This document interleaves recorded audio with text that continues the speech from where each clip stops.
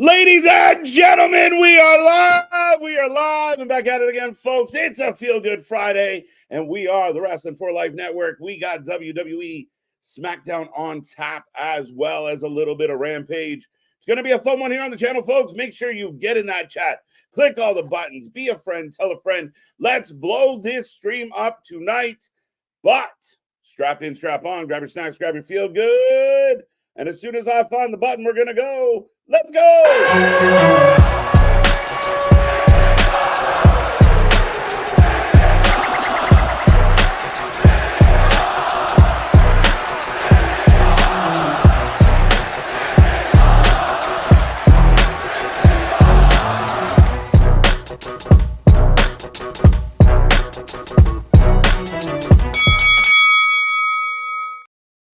Ding, ding, ding. We are live back at it again, folks. Like I said, we are the Wrestling for Life Network. This is another live stream, and we are the channel that discovers more live wrestling than anybody else out there.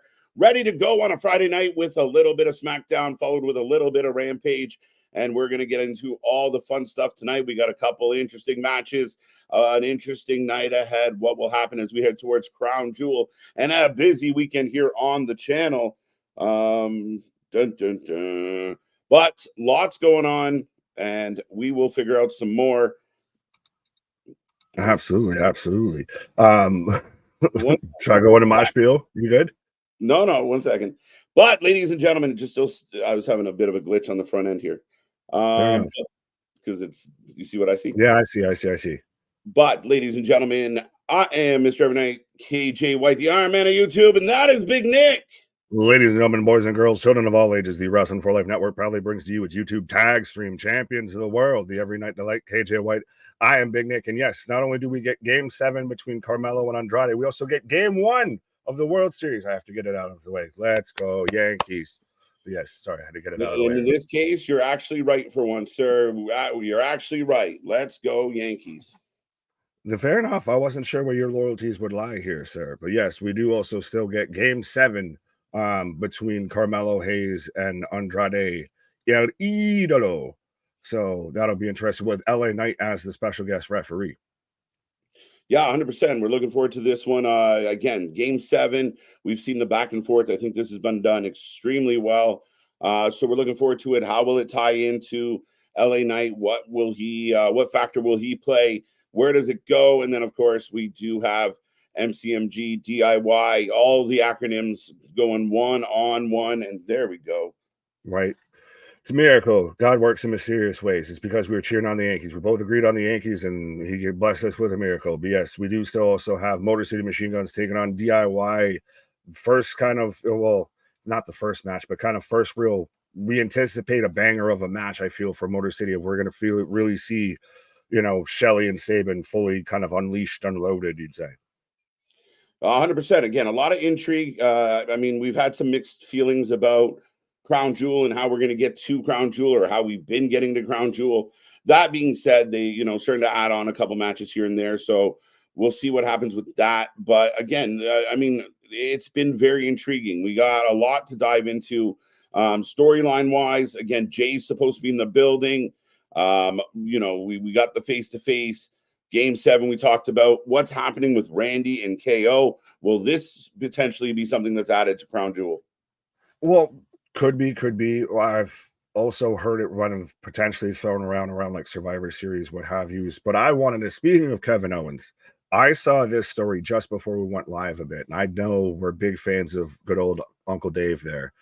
I want to know if you've seen, I had it from Cultaholic. I don't know who else is really reporting it, but the headline reads, WWE accused of orchestrating campaign to discredit Dave Meltzer.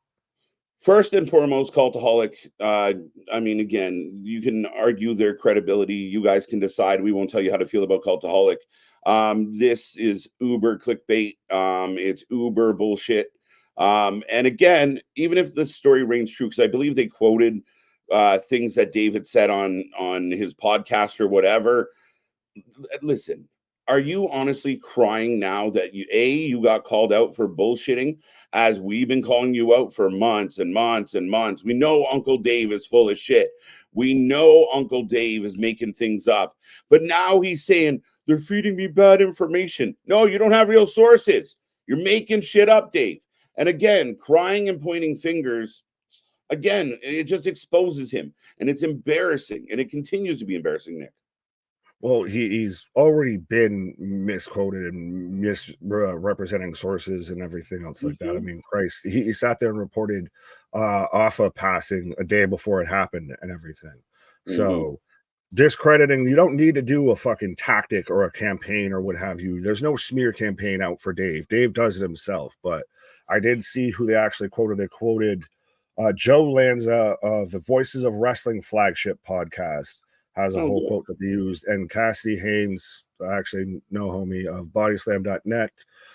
This is basically what I heard as well. Basically, so it wasn't Dave himself, but it's more of that Kevin Owens is basically re-signed with WWE, but they haven't put an announcement out to let Dave kind of take the bait and probably say some bullshit, which, I mean, if Dave already had a habit of spreading bullshit and saying bullshit, then this wouldn't be a bait. This wouldn't be anything on the hook. At the end of the day, I don't believe, and I refuse to believe. And actually, I would say, Nick, I'm pretty confident in saying out loud, I know the WWE gives 0 to no F's, and I'm only saying F's because we haven't hit the little marker I need to pass. But they don't care about Dave Meltzer.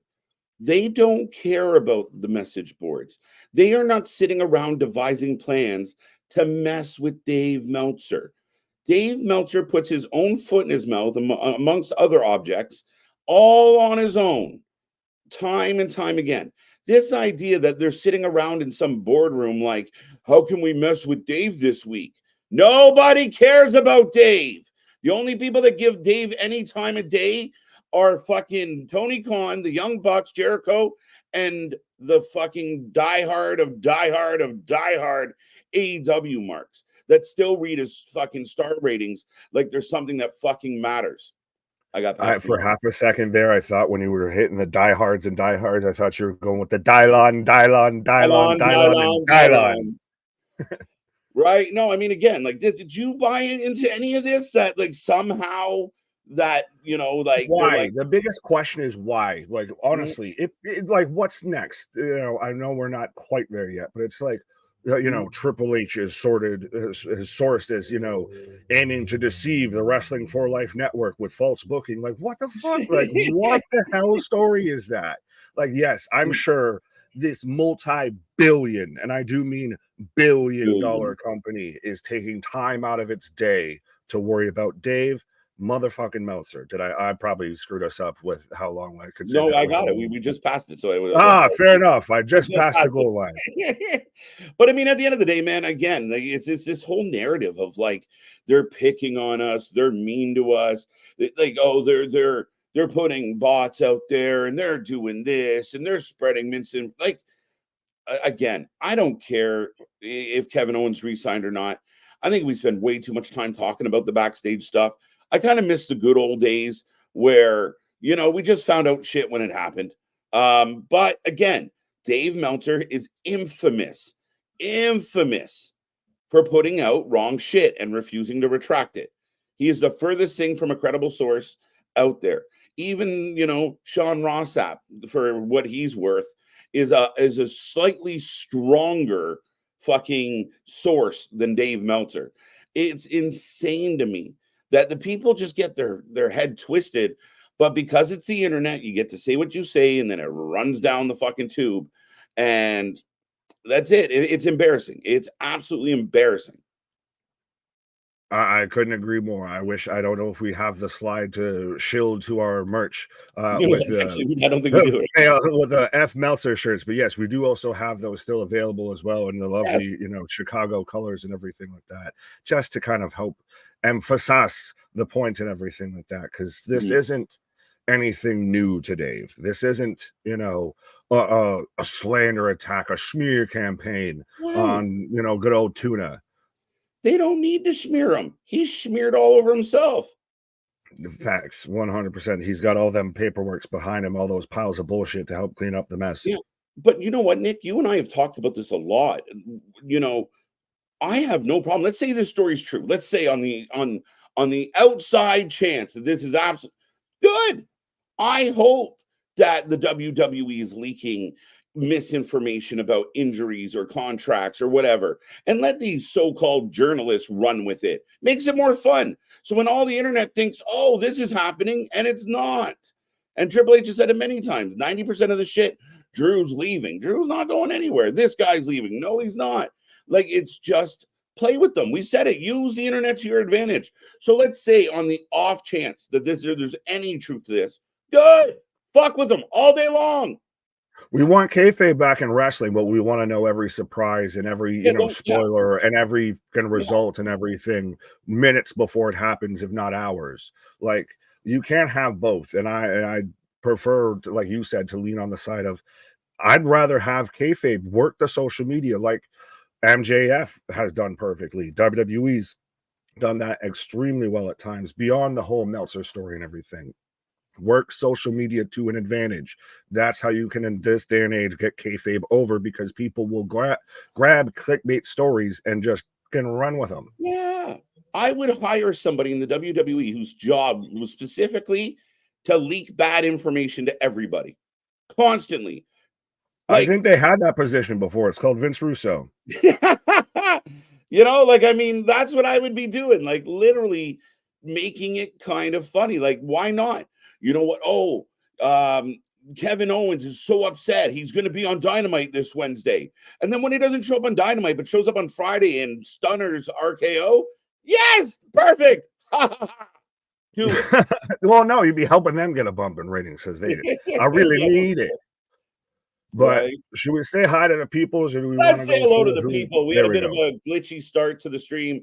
We weren't really sure if we were live or not, but it seems like we were. So anybody that witnessed the hesitation, that's what we were going to deal with. But we blipped in like it was like Thanos snapped. We blipped in the middle of everything. Right. But Wrestling Proud, the first one in the chat tonight.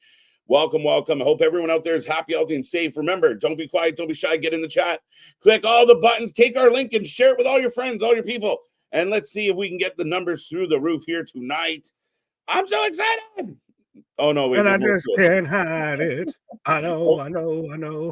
I went with the Kevin Hart. But I hope you all are doing well tonight. I'm so excited for tonight. I hope it bangs. Like my great pal MDB would say, get your knee pads ready. Let's go.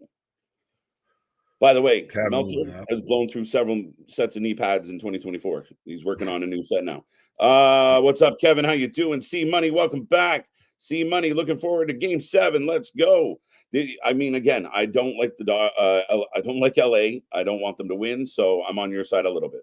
Fair enough. Well, he was talking about Game 7, so see, it's nice. Oh, Game 1. We're not even at 7. He was talking about Andrade and Carmella, where they slid us in, a best of 7 series, and didn't even tell us it. But yes, no, 100%. I mean, the Yankees, we're in LA tonight. It's the first time in 15 years we've been in the World Series. I was just turning legal age to drink when they last were in here. So let's do it. Shut up, you. Looking forward to the Morning City Machine Guns vs. DIY. Incoming banger. Damien, good to see you, the leader of the Hopium Tribe. Dude, this could be, if they just let him go, if they give him a bit of time, which I believe they will, and just let him go, this could be outstanding. Well, they're the only match advertised, I feel, for SmackDown outside of Carmelo and Andrade. Yeah. So I think both matches are going to get a good bit of time to kind of cook, kind of marinate. Mm-hmm. Jarrah Hogan is the AEW mole, confirmed. Jarrah Hogan is the cancer of AEW, and he's spreading like wildfire. It's not a tumor. Yeah, in this case, it is a fucking tumor. Game 1 World Series. There we go. Now we're back on the right track. Paul, good to see a minute past start time. Roddy, the party don't start till we walk in, my friend. Good to see you. Good to see you. Welcome back. Cherokee George, Motor City Machine Guns Mania continues. They should be big winners tonight to grow their SmackDown integration. Inauguration, yes. I do think that they win. Yeah, I agree with you. It's hard to bet against them on this one. I don't know that they're going to win the belt so quick. Might be a bit of a chase, but I do think they win tonight just for the excitement. Yeah, well, and again, you're capitalizing on the momentum of you just brought them in. All due respect to DIY, but they're a little meh at this point still. Like, we know with who Ciampa and Gargano are that this match will be good, but Mhm. DIY hasn't been presented all that great. So Motor City Matches to me is the slam dunk. matches like this can help get them back where they need to be, though. Like if they have a really amazing banger tonight, they had a good match with Street Profits not a couple weeks ago. They need to have those matches. That's what sold us on them in Black and Gold. If you weren't really sure who Johnny and Tomasa were when they came into NXT, they just had bangers, and like not with just each other. With every time they got in the ring, even as singles, they really delivered. The thing is with DIY, they're like that really cool band that can actually put out some actual like awesome music, but they're known for like 2 pop songs, and they just Right? keep blaring the shit out of those and everything. They're becoming the Nickelback. I will say the Nickelback of tag team wrestling a wee bit. Like they're Right. starting to come back around from corny back into cool. Right. Good to see a Boston. It's punctual in the dictionary in Canada. Yeah, right between I fuck saw and that I was off. waiting for. Right between fuck and off. I'm just kidding, Roddy. I love you. Motor City Machine Guns Mania got that one. Christian, what's up, everyone? My predictions for SmackDown as I predict Adam Pierce. So we're gonna go off the rails already. Right. It's going to be argue with Nick Aldis and the Bloodline ruining the main event on Raw Monday. Well, I mean, Jey Uso will be there tonight, so we will find out what that means. Well, at this point, do you start to sow the seeds? Do you start to Yeah. pull them We together? have no Especially if choice. we're in, Brooklyn, do we get potentially, a New York City wise man that, might be Uh, smearing some connection there between, Jey Uso, Jimmy, and Roman here because now they all have a common enemy. well, and Paul, I mean, sorry, Roman alluded to it last week as far as I need my wise man. So we'll see. I mean, again, this is a good opportunity. I mean, we're at the end of October. We're about 5 weeks away from Survivor Series. So yeah, you're really gonna have to keep planting the seeds here with this one. TJ, good Right. to see Trekopedia, good to see J1. What's going on, fellas? Just a heads up, they are doing a double taping. Yes, they are. Next week will be taped because they will be in Saudi Arabia. Right. There in the Saudis. Hey, We were talking about that earlier with the UFC show of how it's at 2 o'clock in the afternoon yeah. on tomorrow. OG Dale, how you doing? How you doing? According to Wrestle Votes, Rhea and versus Dom at Royal Rumble. Wrestle Votes makes things up. Wrestle Votes makes things up. Who do you So, distrust more? Wrestle Votes or Sportskeeda? Because to me, it's Sportskeeda. ooh, they're neck and neck. Ringside. Well, he's a fucking given of that's the Daily Inquirer. He's trash. He's garbage, my guy. No, Nick, no, no, Nick and no. I are just making friends with the wrestling media at this point. No, because it's step All your of those fucking good. game up, my guy. We've been doing this for 2 years and y'all been doing this for 15 and we can do it better than y'all. That's a problem. Right. Yeah, it would like I don't believe it, Dale. And then now if it happens, it happens. I don't believe WrestleVotes knows. They're just guessing. I don't see it at Royal Rumble. Rhea might get a match with Dom, but I don't see it happening at the Royal Rumble. I really don't. Rhea, if we're in WrestleMania season, I imagine Rhea is going to be involved in something else. I mean, she might be in the Rumble. So we'll see. We'll see. I'm not ruling out a match. The fact that it won't happen till Rumble, I don't really believe, but I never believe anything WrestleVote says. Right. I hate Dave so much. Fuck's sake, Dave. 2025, Dave Meltzer and Sean Doc Sapp will be exposed. They've been exposed. They've been constantly exposed. It's Pause. true. Welcome back, MDB. Welcome back, Wrestling Proud. Big dogs in the house on a Friday. Good to see you, buddy. David Meltzer's mouth is Terry Mar over 24 hours, and nothing good ever comes out of it. Plenty comes in it, No. though. Whoa. See, I knew the setup and just I couldn't help it. I back, couldn't help it. back. KJ Meltzer can do the Lanny Poffo. Yeah, probably. Or, well, I mean, he has the Cabana Boy for that, but we won't get into it. Denisha, how you doing? How you doing? How you doing? Adam, welcome back. Just Joe, Eric, fella. Hey, fellas, what's up? Your name's not fella. I agree with KJ. Smart choice. Jay, good to see you. It's gonna be a I'm fun not your one. buddy guy. I'm not your guy friend. I'm not your friend, buddy. Ken's with us. Cherokee Well, George. no, We he got asked, you. besides you guys, what's the most reliable source out there? Your eyes, your ears. Um, Those are two. who is pretty? I mean, there are I some will good ones say out there. honestly, I know Fightful, they have a lean. They're like American fucking media, any fucking news station you turn into that they have a lean. Fightful is normally pretty solid. Wrestling Insider, yeah. Wrestling Inc. I think There's the Mike other Johnson, guy. that's what I was thinking of. Yeah. The wrestling news with Brian Last, I know people Yep. fucking get mad about that because of Cornette, but that's actually normally pretty fucking solid. Yeah, no, and I mean, again, Fightful, when they come to reporting things, I've seen it in the past where they've been wrong and they've recanted it and pulled it back. They have their slant though, and again, I think it's more the personalities outside of Fightful that where they kind of lay their hat but pretend they don't is kind of funny. Right. But yeah, I mean, it's tough. It's tough to get. I mean, it doesn't matter if it's wrestling, politics. It doesn't matter in 2025, 2024. Getting solid news is a tough shout. Yeah, everybody's got a slant one way or another. Use multiple sources. That's the honestly, that's the swear to God, that's the best way to do it. Yeah, Cherokee says he still listens to Dave. I find Dave very hard to listen to. A lot of like stuttering and yeah. What's up, Gilly? Welcome back. Good to see you. Good to see you. Ringsider Anthony in the house. Looking forward to having Anthony with us tomorrow night for Bound for Glory. How you doing? How you doing? That's if Boston lets him out of the house for it, but we will be here. I do want to just piggyback on. We don't have to click on it, but I saw Big Dog kind of give Anthony a new name that I actually kind of like. Go Annie up, stop that fool, Annie. I like it. I don't believe anything that WrestleVote says that Rhea Ripley and well, we know you're very skeptical on all the Rhea stuff, but Rhea, there is a chance that Rhea will get a match with Dom, which will be hilarious. If that happens, just let it be known. I've been calling that for a hot minute, and I've seen that start to pick up more in traction of that might be the quote unquote payoff match with this feud. And it's like I feel like I kind of told y'all. Well, there's certain people out there that I think fucking hear it someplace first, and then oddly enough, it just starts coming out as rumor, and I'm like, okay. Oh, okay. Yeah, right. Source us, you goddamn some bitches. We see you. We see you. Welcome back. If WWE can source us, you can too. Right. Chambers, welcome back. Good to see you as well. Looks like Jay is going to team up. Yeah, that's probably been the way they're heading for this for quite a while. Nick, do you catch any names that I didn't? Byron's here. Vance is here. Oh, God. You're like all of names.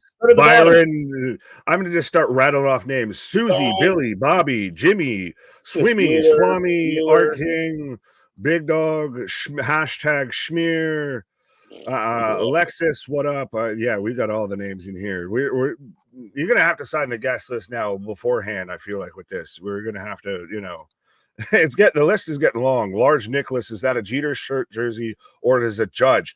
That's actually in crazy MDB that you guess those two, because those are the actual two that I have.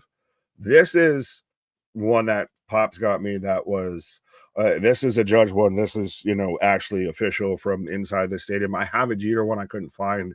That's off, Earl Hebner outside of old Yankee Stadium and everything like that. It's one of those, might not be official like a referee whistle, but it's still got Jeter and the 2 and the Yankees logo on the front. So, yeah, but no, this is a Judge one.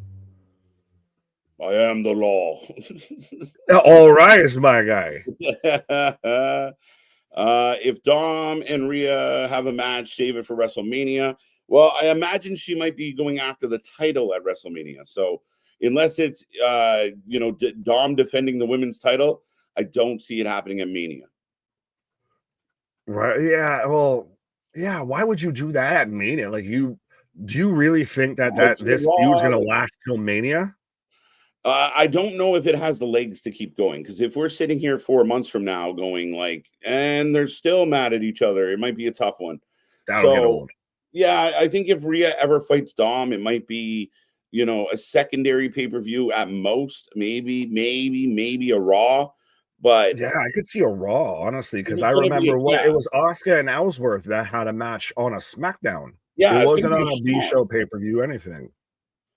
Right, there you go. Use multiple sources. Did you see Boston? He must be back before midnight. That's exactly where I heard it, MDB. But yeah, use multiple sources, son of a bitches.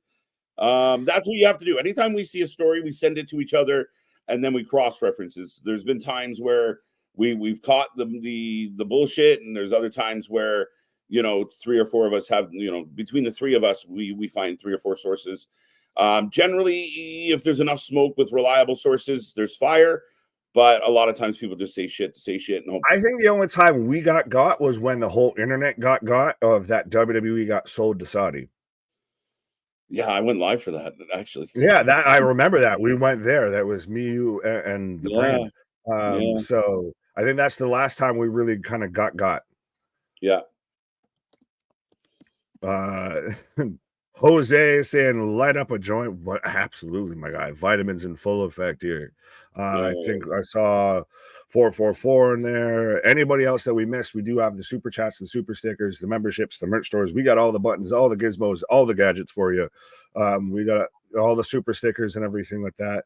The memberships, the super chats. So you can make sure your comment gets read, especially as the chat's filling up. And we talk a lot. We do. But I do. Nick's going to carry this for a couple seconds. I got to fix something real quick. Enough. You do you, boo boo. As I've got, I believe, the Star Spangled Banner on game 1, and I'm getting the end credits on Fast 5. So you do you, boo boo. There we go. Yes, Oscar Ellsworth was bad comp. I wasn't comparing it as far as match or anything like that. But I'm saying it's the last time I can remember WWE really doing an intergender match. I'll say that. So that was my comp with that. Fair enough. I can't remember if I was actually there for that match or not. I might have been at that SmackDown for that match. So yeah, I'll give you that. Comp wise, it wasn't the best, but to me, it was the last time I could remember them doing a intergender match. Daniel letting us know next Friday will be taped. Yes, they are taping next week's SmackDown after tonight's SmackDown because next Friday they will be in Saudi Arabia. Eric Tate's SmackDown is doing a 2 tapings tonight. Yes, I literally just talked about that. Christian, Nick, are you getting a Joe DiMaggio, Mitchell, and Ness jersey for Christmas this year? Not unless Santa's still going to fucking deliver that to my doorstep. I ain't paying, all of that price for that. And honestly, this would be a whole this is a members only stream, so this is incentive if you want to be a member here of the Mount Rushmore of Yankees and everything. Like, who would you get, or even if you got a favorite MLB team that's not the Yankees, what have you, let me know. We're a moment away from SmackDown kicking off, and I think we're like 7 minutes away from game 1 of the World Series kicking off. But yeah, would you get a DiMaggio? Would you get a Mantle? Would you get a Ruth? Would you get a Jeter? Would you get, there's been, the Yankees are the only franchise I feel that's getting to the point to where they're running out of retired numbers. They're running out of numbers to use because they're all retired. That's fucking historic, I feel. Speaking of historic, shut up about the Yankees. Jeez, hey, you let me unadulterated, unfiltered with this, my guy. Swap A-Rod for Roger Clemens. Roger Clemens. Well. Hey, Blue Jay alum. Rivera's not a bad shot. Well, yes, I've got now on SmackDown. I just realized. Okay, I'll let you know. Do you want me to hold up at Forever? Yeah, one of them, yeah. Okay, well, I just held up at the end of Forever. Forever. I'm coming. Pause. Please don't do that. Nick, do we see a theme song debut tonight? For Motor City? No, we had that last week.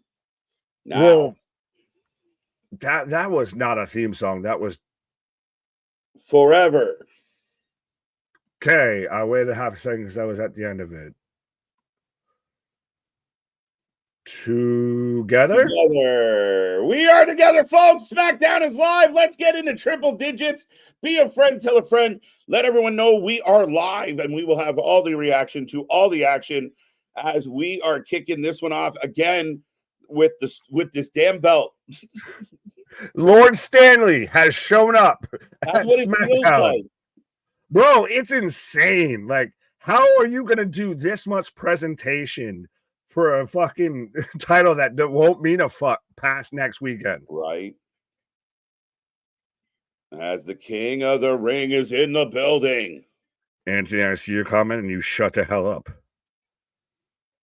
Mike's sync up with KJ was still smoother. Congratulations. Try and do this 365 and see how smooth it goes. As we got MCMG coming in the building. Right. Nick, KJ, how's it going, guys? Think we get the OG Bloodline reunion tonight? Bits and pieces. In pieces. I don't think it's all going to be one big fail swoop. It's going to be slow over the next couple weeks. Again, it's like, everyone's got to unify. It's Avengers Assemble. It's all that goodness. 100%. This is the BCU instead of the MCU. This is the Bloodline cinematic universe here. Right. So we need, Underoos and all that. We need Spider-Man, Sami Zayn to show up at some point. As we're blocking out Randall Keith. It's Randall looking at. Oh, wait a minute. Going to Gorilla, and he's talking to Hunter. His music's playing, and he's getting. Oh, what's this? That's so. Get to work. Get to work. But that's so interesting. Like we've seen. That's how you still we've thought for the longest time of now these, follow through shots out their walkway and everything have almost become complacent, secondary and everything because we've seen them so much already. But you have it to a Rainey, and he knows Hunter obviously and well enough that he's sitting there and I'm going to have this whole conversation with you right before I'm about to go out. I'm about to really do this, right? Right. I saw Jose bring this up. I'm going to make it quick on this one, but Cody fought Jacob. We put a little post out about it as well. And a dark match this week. He got the win. Nobody cares. Let it go. I had it out with people over this and had discussions about this. It's a fucking dark match. Honestly, in 10 years ago and everything. Here, I'll tie it into everything tonight. When the last time the Yankees were in the World Series, we didn't know what fucking dark matches were on fucking SmackDown or Raw or anything like that, and we sure as shit couldn't watch them. Yeah. Who cares? It's for a fucking match for the audience that goes home. And then this one, if you're cutting back house shows and everything, that's where they can get in shit like that and see how they work. Sorry, quick. Go ahead. Said I was waiting to get my hands on KO at Crown Jewel, so I didn't know that was announced or official yet. Yeah, I hadn't heard that at all. Do I need to talk to who's back there? Well, no, you can't say, that's a problem. You can't say that in the first line of your promo when we just saw you literally do that. You just talked to him. So You can't say, so who do I need to talk to? We just saw you talk to him. Well, he sent him out there. Say it then, my guy. But I like it. Time to play the game. Oh. Wait, Triple H looking bad. He didn't even know this was gonna fucking happen. Triple H is like, who put my music on? Right. But I like that they're. Well, I'll ask the question to you and to the chat and everything. Do you like that they're involving WWE higher ups and everything into this to the extent of they won't let KO talk, that they keep cutting his mic off, that they're adding that realism level to it? I like it.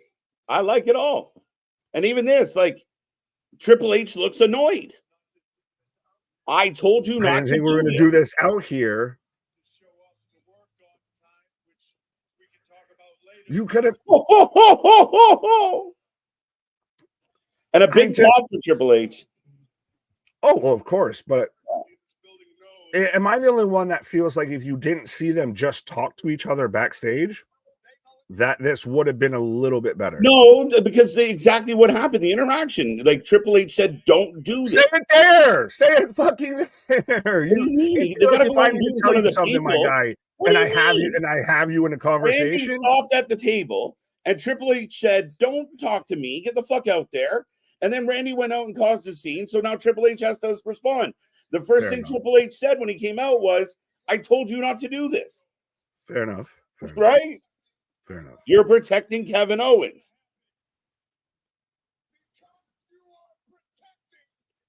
Yeah, right? Randy's mad. So Randy fucking up the show, essentially. But, well, to me, like I said, it's minor things, and I guess just for me, it didn't, sunshine and sparkle quite as much as it did for you. But then again, you're the one being protected allegedly by Randall Keith. Oh, Trips is walking away. Now we're getting RKO chants. This is good. When was the last time we see Triple H in like intense on-screen something? Yeah, normally it's welcome to WrestleMania. Yeah. Look at my shiny new belt. Right?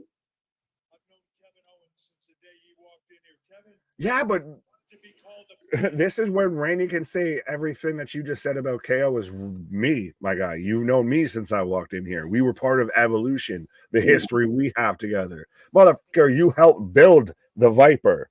That I'm part of Randy's character is Hunter. As long as he could take it where they weren't in his way. You're loud, my guy. He never thought twice about it. It was all about business. You never thought twice about it. Okay. But interesting. Right. Art King, what up? He trusted you and he trusted Cody Rhodes. He trusted SmackDown is not live, Eric. No, this one is next week. Will not be. He's the good person that he wants to be in Cody You're Rhodes. loud. He's the miserable prick in you that he doesn't want to be. Okay, I'm glad I'm not going the same because I know y'all do you. Travis, King, what up? John C, what up? This is amazing. Love the drama. Well, like you even said, this is the first time we've seen Hunter actually involved in a segment to where he's not just promoting something. He's not just chilling. He actually looked annoyed. Like he looked irritated. He even took a shot at him. Like you never show up at work on time. Right. He's not the same Kevin Owens. Like they are getting Kevin Owens over without Kevin Owens being there. It is magic. They did it with Roman.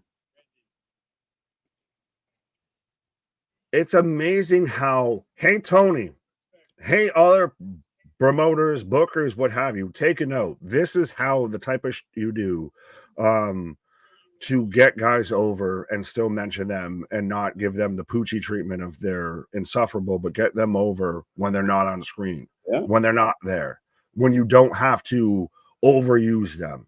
Mm-hmm.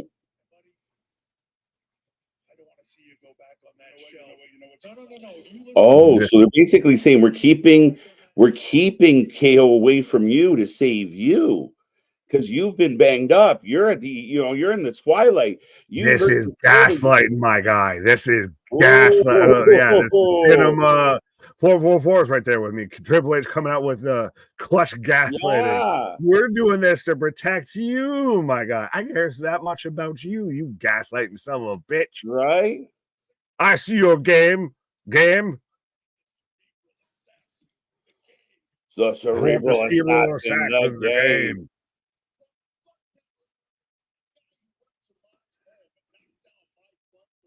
Look, they're going through history, bro. I love this. Are we setting up for Triple H versus Randy Orton at Crown Jewel? Because this is what it fucking feels like. Unless it's just Triple H. That's who I want. Right? Unless Triple H just backs KO. Well, I mean, think about it. When KO won his first ever Universal Champion, it was because of Triple H. Mm-hmm. I know what's at stake regarding my health. You know what it's like. Oh, and again, so see, we're going, anything you can do, I can do better. You know more than anybody when this is taken away from you like that. Mm-hmm. Shout out to the Gaslight District.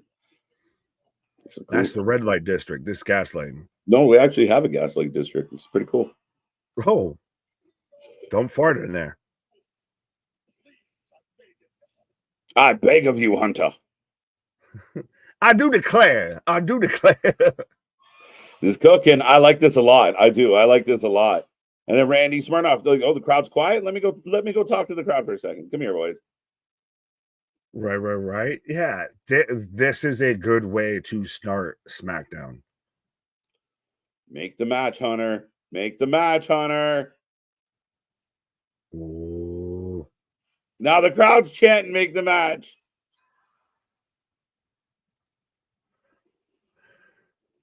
Is that going to be like the most compelling match though on Crown Jewel? Because Cody Gunther, it's going to be a good match.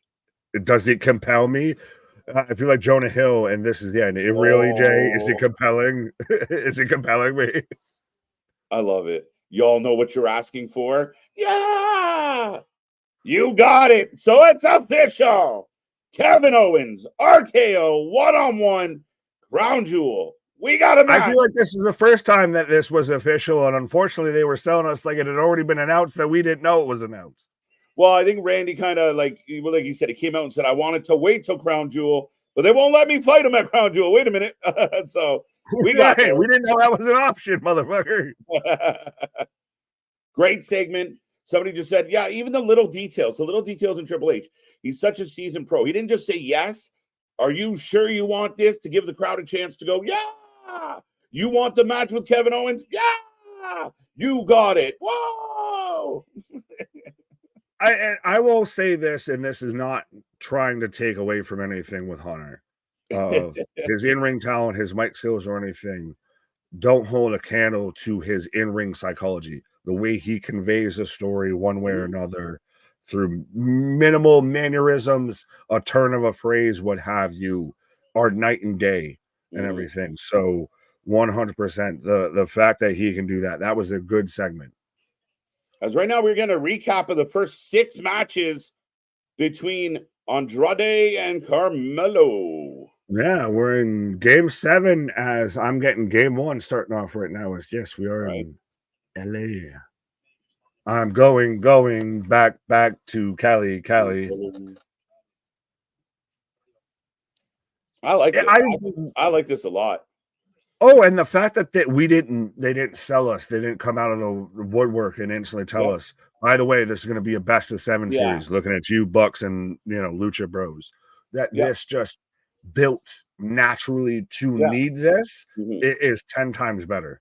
Yeah, there was a few times during this rivalry where we thought it was over. Okay, he got over. We're moving on, and then Andrade fights LA, takes the L. Carmelo makes fun of them. They're back pissed off at each other. Let's do it again. Then same thing the other way around. Like, it's been good. So, I mean, they've made this strong, and they've actually kind of woke up the U.S. title division in a sense. That mid-card division's a lot more lively right now. That's what they've needed to do, and that's what you very much have seen of been the focus with WWE of the mid cards are going to carry your weekly shows. Yeah. So your world titles with your 5, 6, 7 matches that people like to bitch about carry your pay-per-views. Yeah. And we go back to that old school mindset. There's the reason the TV title was called the TV title, because it was defended weekly on fucking television. I'm starting to think that Richard Jr. is like he works for one of those dirt sheets that we said. Like, these are the type of reports. Are you Ringsider News? Are you Ringsider News? LA Knight coming to the ring. Like he talks. But we got LA Knight. We're going. Yeah. I got Aaron Judge stepping up to bat, and I got LA Knight coming out to be the special guest referee here, by the way, which he's still got to have his fucking Star-Lord, Rocket Man attire on top of his referee outfit. Right.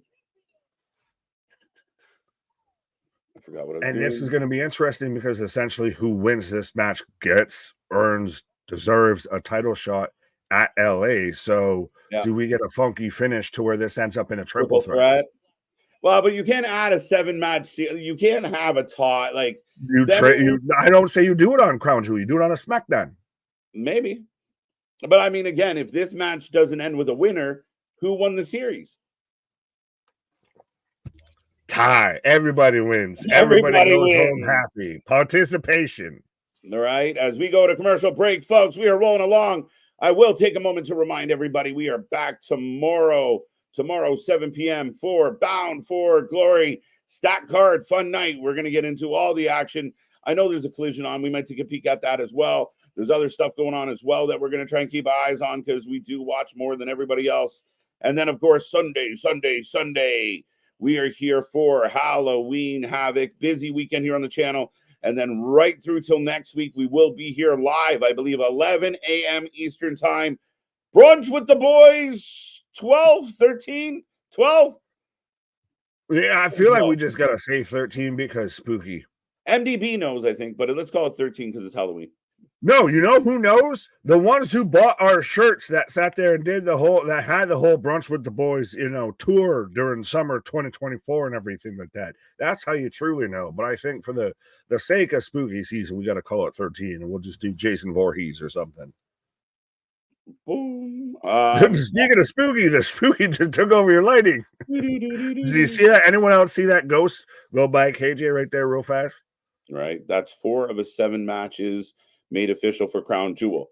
Well, that's assuming we even get to 7, but yeah, that's definitely the 4th match. I mean, again, I think Seth and Bronson's going to be fun, so that should be all right. Like you said, Cody and Gunther should be a good match. Not a whole lot of pull in as far as the angle, the story, but it should be fun to watch. And I'm curious how that plays out. We get Liv, Nia, which I'm less interested in. And then, of course, now KO and RKO. Yeah. Randy and KO, to me, has the most name value and draw into it. Like Nia and Liv, Cody and Gunther, name value, not a lot of, like, the champion versus champion, neither champions on the line. You just get, I guess, Lord Saudi instead of Lord Stanley. To me, just it's going to be a good match. Like, I want to still see it, but I'm not compelled to watch it. Like, to me, the only thing so far that we've had announced for Crown Jewel that I really want to see, like I'm compelled to make sure I'm there to see, is Cody or KO versus Randy. Seth and Bronson's not doing it for you? Oh, I didn't realize that was announced for Saudi. My apologies. Those are the two. Like, I'm with you. Like, this match being announced is great, but Seth and Bronson is good. Like, that should be a hell of a match that I don't think solves their problem. I think it might continue. That doesn't. Does that have the most dusty finish? I don't know, man. Like, there could be dusty finishes all over this one. Like, well, that's why I'm asking if it's just the most dusty. Yeah, like, the desert might be the place to do this. Roomba could not fucking clean that shit up. Dirt Devil, do your work. Carmelo is so flippy, you got to figure it. But Dave doesn't. That's the thing. You have to be flippy with the right 3 letters in front of your name. That's the difference. Right. You have to have the right pronouns, and they are A, and W. It's like, beyond that, he doesn't like you. When people did the side-by-side of Sol Ruka and Kalani doing like the flips and tricks, they did the side-by-side of Will Ospreay and Ricochet doing the same stuff. And Dave Meltzer called Kalani and Sol acrobatic, gymnastics. It didn't really mean much. Oh, funny, Dave. When your favorite guys did it in the Indies, you thought it was 24 stars. Busted. The man's had to write a whole new star system for a 3-letter promotion. Like, what the fuck are we talking about here? Right. Like, if you have to reinvent, the fucking software, the hardware for the fucking to fit the apparatus, like, this is a new thing now. This isn't the same thing. Right? El Idolo. Ladies and gentlemen, get your votes in. Who you taking? Who you taking? Does Tiffy cash in at Crown Jewel? I don't think so. She might cash in at Survivor Series. Yeah. That kind of checks out. I think she'll think timeline wise. Yeah. Like, I think she'll tease it as she has.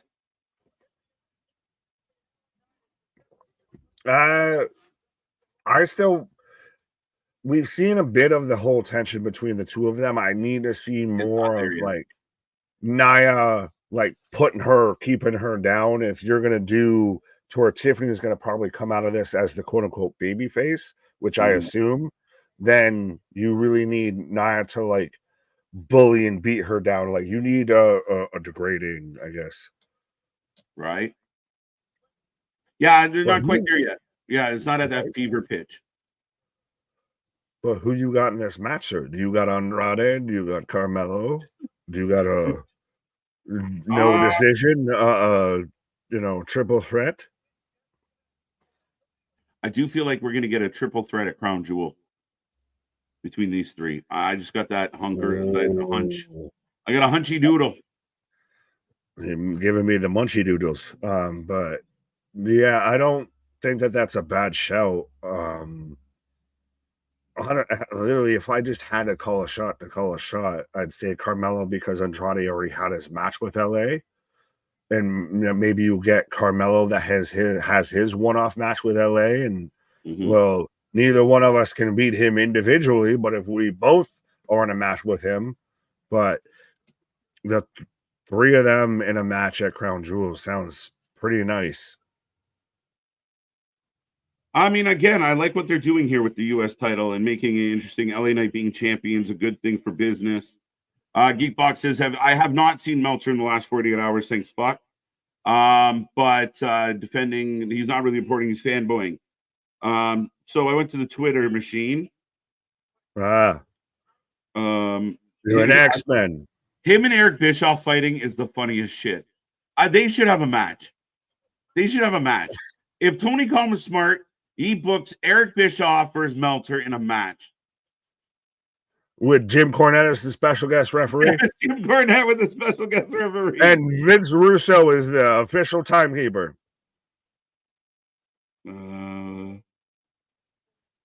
What are they fighting about?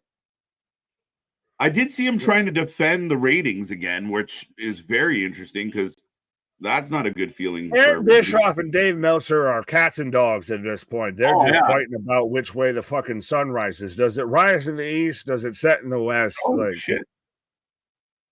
Yeah, no, you're right. 100%. It's fucking hilarious. What? Whoa, why?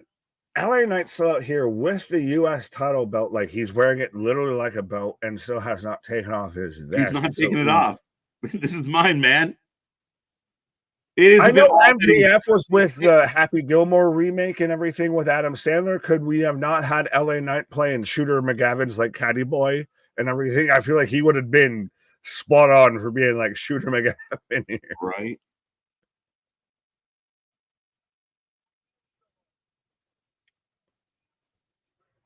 Andrade stomping out. Carmelo in the corner here. Love how Knight is wearing his belt for this. Poor taste. Blech. Did you ever like Meltzer being an MMA reporter never was a thing for me. When the fuck was that trying to be a thing?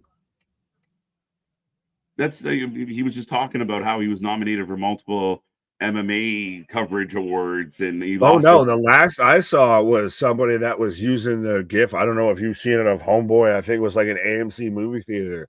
And man was putting all the sauce. Man was A1 mixtaping, a large size popcorn and everything. And somebody said, Dave Meltzer, if he didn't talk about wrestling. And he's like, actually, I'd be like one of the best like NFL reporters. It's like, fuck off, Dave. Oh, like, can you not like have your nose up your own ass like at least once? Andrade up and over. Right? As LA told him to get back, and he said, no way. Yeah, I don't really. I mean, the vest I can live with because it's just kind of LA being LA, but the belt probably doesn't need to be on. Looks like he just doesn't take his job serious at all. No, it looks like when you did this as like a creator wrestler like type thing in like 2K, and like you didn't download the shit of them being like having the ref attire, so they just still have their entrance attire as their referee. It's that shit. It looks like a fucked up mod. Right. We're back in commercial break, folks. So we are rolling along. MDB was funny, but kind of true a little bit. I mean, again, like I think we're trying to wake up what LA's doing, but yeah, that's why. Remind people he's still champ. They're putting an emphasis on the mid card. Right. We've talked about it 100% when it comes to the IC division. Christ, that's why everybody was up in arms about Jey Uso losing. But yeah, I can't be out here cheering for LA Knight as my Yankees are taking on the LA Dodgers. So the hell with LA. What is the chat's now that we're on commercial break being in KJ's neck of the woods? We asked the chat why. I might actually go to this one. We'll see. I'm working on it. I got to see some details. But so reports had been out there that the WWE was taking Chamber to the UK. It has come out that it will now be in Toronto, Canada, next year, 2025. Yes. Yes. So trying to think in my head of what month that falls in. February. It'll be yeah. Oh, February. so that's sooner rather than later. Okay. Yeah, Chamber's always in between Rumble and Mania, right? So we'll have Rumble, and then they'll come to Toronto for Chamber, which usually figures out the other main event, and then you go to Mania.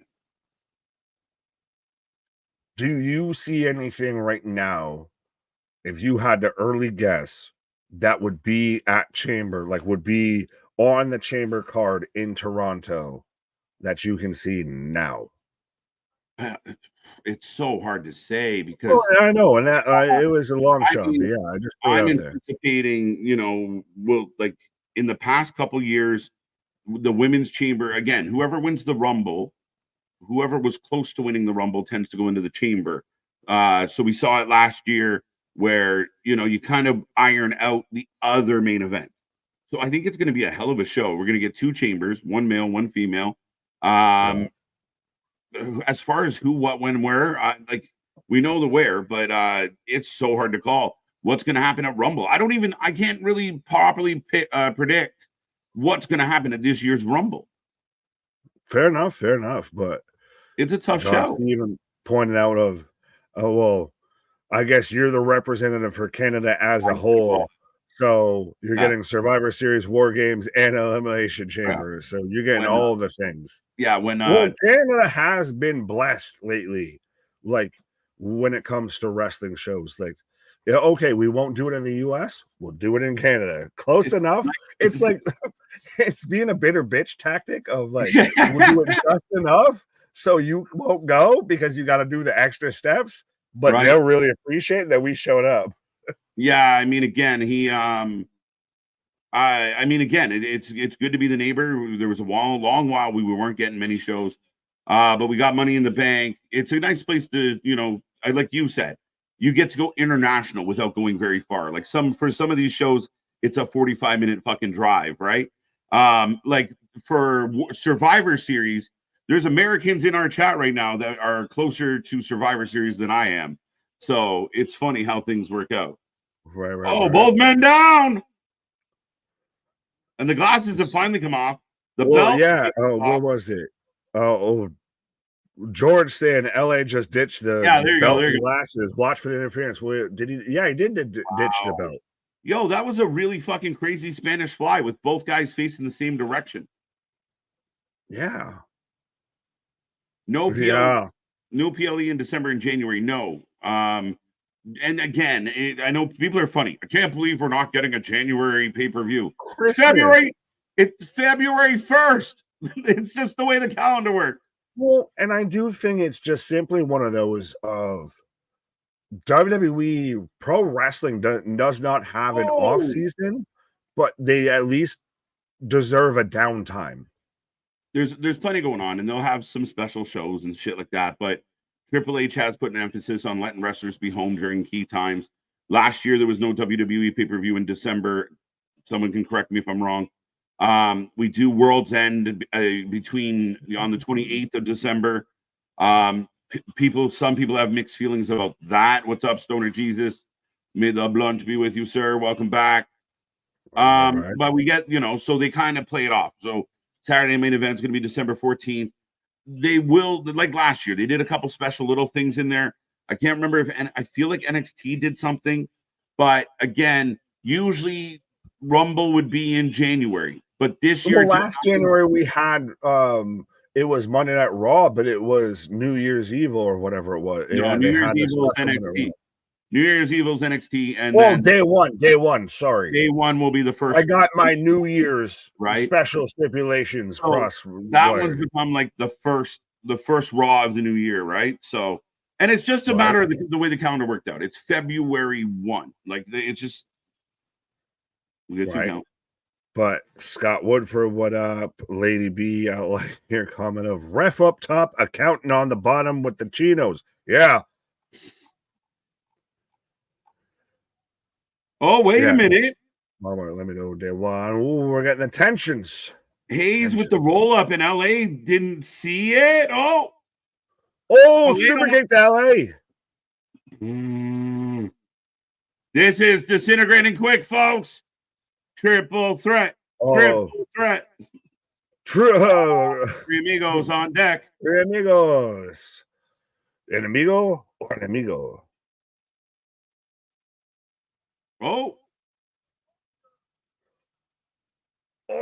Cutter by. Oh, cutter. 1, 2, 3, 4. And LA pulls him off and throws him out into the table. All right, that's the end of that one, folks. Somebody said LA's missing something. I think Gilly might have said it. He's missing a what? A good finisher? BFT on Andrade. Right. I almost think we're ready for LA to go heel.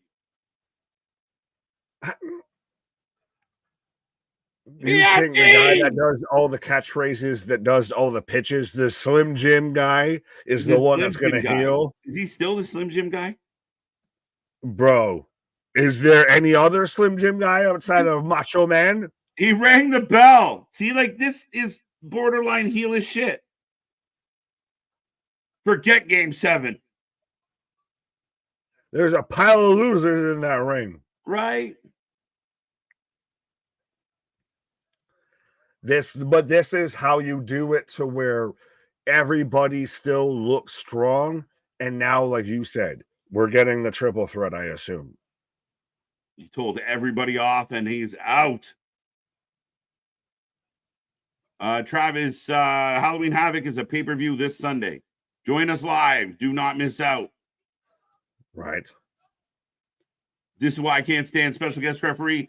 Yeah, I'm kind of with you, buddy. I don't love it. The minute you hear the announcement, special guest referee, you're like, all right, it's going to be tomfoolery. Tom and Foolery are on my screen right now with Tiffany and Naya. Whatever you need, I can get you. Subservient Tiffy. Prince Ali, fabulous. What? By the way, what the fuck is going on with Mustafa Ali? Like, where's he going? Last I knew, he was still up in the air, and nobody's talking about where he might land. Mm-hmm.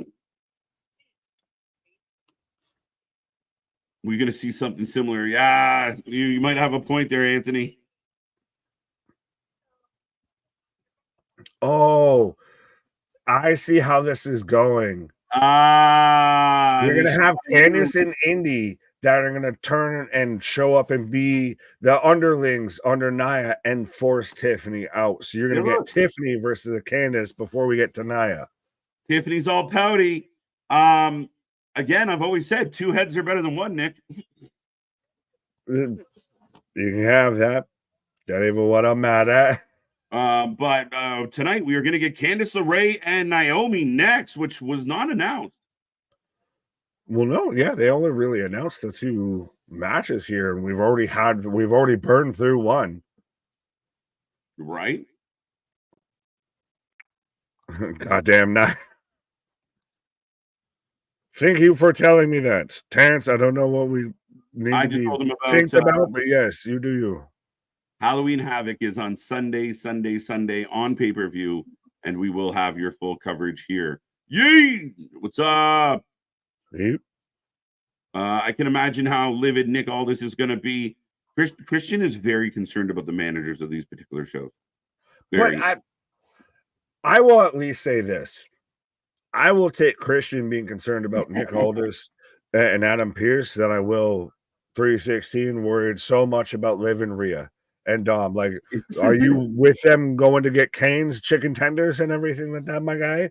But yeah, I at least like that we now have general managers that matter, that are relevant to each show, but not don't overstay their welcome or anything like that. Like Adam Pearce comes out and cuts the whole thing of, I drafted Raw to be chaotic because that's the way I wanted it. And you have his moments where he's pulling his non-existent hair out and everything, but he's not in every segment. He's not over dominant on anything. No, they're you great. have same thing with Nick Aldis, and Mhm. you still got a halfway waiting to see when Nick Aldis might have a match too, by the way.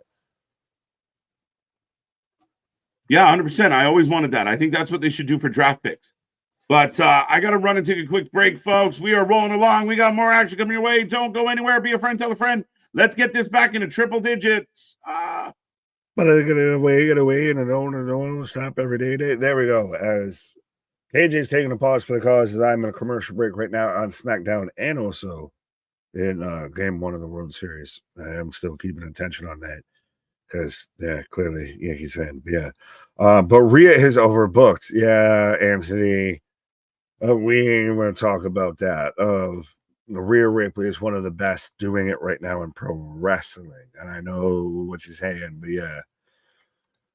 Big dog, you eat boom. You do you boo boo. James, what they eat?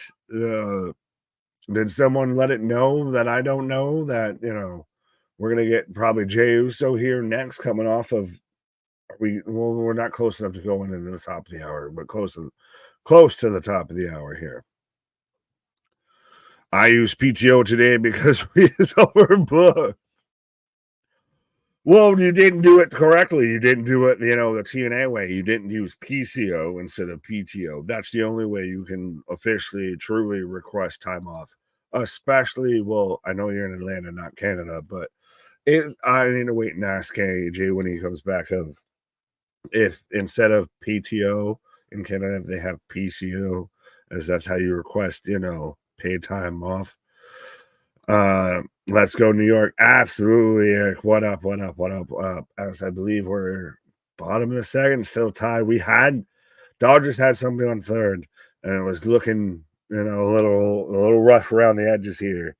But we pulled it off here as I've got LA Knight walking backstage through the Barclays. How fitting is it, though, that SmackDown is in New York as my New York team is playing in LA? Huh? What? Yeah. Andrew Ben, what up? Fia versus Microfiche? What in the world is that Trek? Like, I don't even know if I should have said that out loud. What the are you talking about? Naomi, yes, we got Naomi coming up right now, and could she be on a heel turnish path? Could she be, towards, getting closer to where she gets a women's world title shot? Because when she showed up, I saw somebody sharing around the visual. Anthony holds a visual every night for Naomi, but yeah, the visual that when she was out there in the Royal Rumble last year made her return of pretty much everybody else that was in the ring at that time has had a shot at the world title, has had their kind of moment, has been a world champion, one division or another. And Naomi's still a little bit been the one left on the outside here, like still out of Bianca, Jade, and Naomi. She's the third wheel upon third wheels. But yes, we're getting Naomi taking on Candice LeRae. So, folks, let me know who you're taking for this match, whether you're taking Naomi or whether you're taking Candice. As I got the bottom of the second right now with Kiki Hernandez. Kiki, do you love me? Right now at bat for the Dodgers. But I do find it interesting of there hasn't been really shit to do with Candice or Indy, and it's still kind of halfway awkward of Indy's coming out here like she works at Old Navy and Candace is coming out here. She's cosplaying, her purple pixie devil, whatever the fuck, with the wings and shit. Like, fine if y'all gonna be the little minions under Naomi and everything, and it helps get, Tiffany Stratton as, the baby face that, I personally feel she is, but I don't know if it's exactly warranted. But yeah. So what's up for the Zariah Jordan Grace rematch at NXT instead? Zarya? Oh, ooh, rematch. I didn't know there was a rematch there. To me, I thought it would have been more. I'm questioning if Zarya shows up at Halloween Havoc more towards the main event, or if she's in the Kalani Jordan, North American, Fatal Influence match here. Damon, are you fine with WWE very soon announcing Cody Rhodes, versus KO and Gunther versus Priest Saturday night's main event? Interesting question, Damien, of asking him if I'm okay with it. I mean, I don't think it's bad at all or anything like that. I think we might be putting a little cart before the horse if we're already going that way. But yeah, I mean, Cody versus KO makes sense. Gunther versus Priest. You get a challenge for the world title. They are going to stack the first Saturday night main event like it's a pay-per-view. I can't say anything towards the second or the third. But I feel like at least the first one that they're very much going to stack that like it's a backlash. It's a crown jewel, what have you. They're gonna put some PLE type matches on this here. As they got Naomi going up to the top. I'm not coming back until they stop overbooking Liv. Oh, jeebus. So I'm doing the rest of the show then, I guess, my guy. Fair enough. Ryan Powell, what up? New name, my guy. What up? Hi. Folks, the guys are so close to 100 likes. 100 likes. Why can I not say words? 100 likes. Keep smashing them thumbs up, please. Absolutely. As we were tiptoeing by the window at 100 concurrent viewers, 100 likes, we're still ever so close to 6K subscribers. So 100% be a friend, tell a friend. The best thing you can do is let somebody know about the Wrestling for Life Network. It's free, it costs you nothing, but it means the world to us. I'm gonna be a long time. Yeah, thanks, Arking. Folks, I hope you enjoy me doing the next 7 months of streams, I feel, until they stop overbooking Liv. And I say that I'm just, but yeah. Rhea's definitely worse babyface. Choo-hoo! 316. Again, sidebar. We're in a commercial on everything right now. So sorry for everybody else. I appreciate you. I love you. Sidebar, real quick. Who is she overbooked to? Who is she the worst babyface to? What's going on, my guy? Do we need to have a talk? If you got some shit going on, our socials there, you can hit us up. What the fuck is going on? Really? Honestly, you can talk about other things and enjoy other things in wrestling outside of the Rhea Liv story. Honestly, that's what we're kind of all about. That's why wrestling, the old school wrestling, the graps and everything is in the name of the channel and everything. We're watching all the wrestling. We're half the time having to cut out streams and everything like that. So we're not watching House of Glory, GCW, Wrestling Revolver, XPW, BCW, other 3 letters and everything while we're still trying to watch all the main AWs and WWEs and everything like that, my guy. So just enjoy fucking wrestling. Don't get so caught up in 2 wrestlers. Trust me, that's a downfall. Enjoy wrestling as a whole. If you enjoy those 2 wrestlers, then I'm hoping you're a wrestling fan. So just enjoy the rest of wrestling, my guy. It's giving Norman Bates vibes. If you know, you know. I'm not gonna stop being mean today. Oh, Anthony's on, I guess, his heel gimmick. Yes, it's very much a wee bit of, you know, it puts the lotion on the skin or else it gets the hose again. A wee bit. Yeah, you can't find nothing to enjoy with Joe Hendry. No, nothing, not a Nick Nemeth. Like, my guy, the world would expand so much. I want to see, like, your little living dumb heart grow 5 times that day when you see that there's so much of a world of wrestling around you that is fucking awesome and is killing it right now. Like, at this point, honestly, like, what is time right now? The Yankees are in the World Series facing the Dodgers. Wrestling is cool again. Like, I'm just waiting for my Mountain Dew and DiGiorno pizza type of shit to show up here.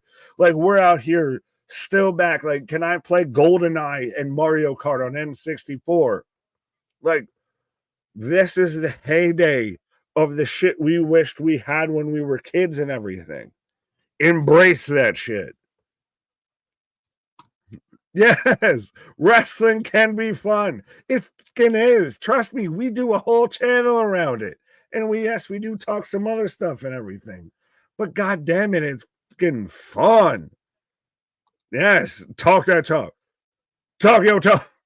As I'm back in action, as I got Naomi driving Candace in the corner here. A little bit of an awkward transition here. As I've got Juan Soto doing the Soto stretch here, doing the Soto, you know, dip out here. Right now, stepping up to bat in the top of the third.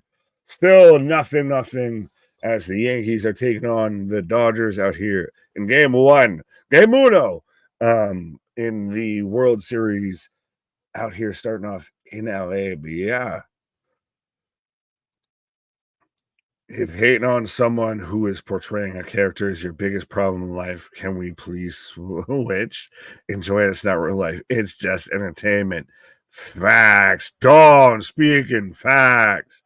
Absolutely 100% of one. Yeah, just it's a fucking show. Like, you can dislike Shane in The Walking Dead, but like, you can't talk about Daryl. You can't talk about Rick, not Carl, not none of that. Like, you got to keep talking about Shane the whole time.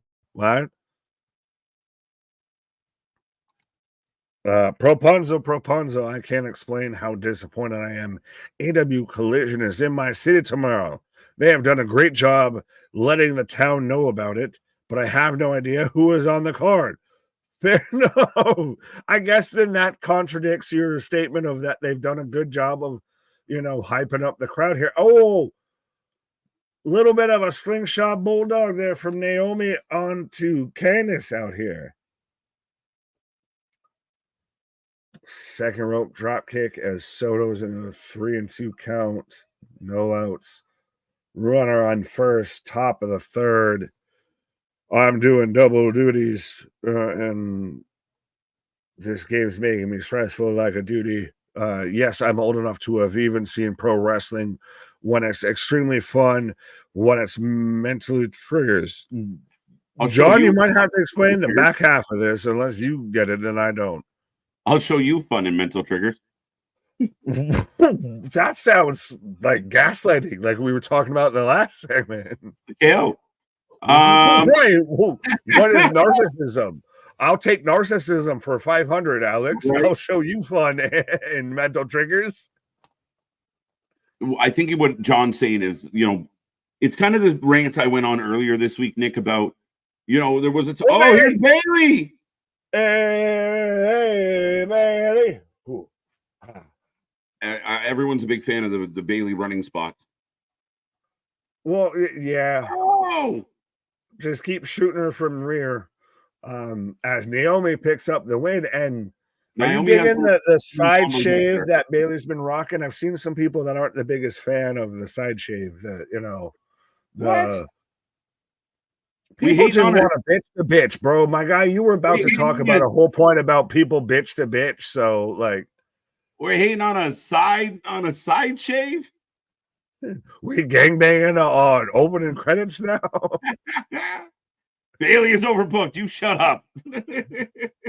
Right, but you were saying about with people just getting up in their own shit and everything.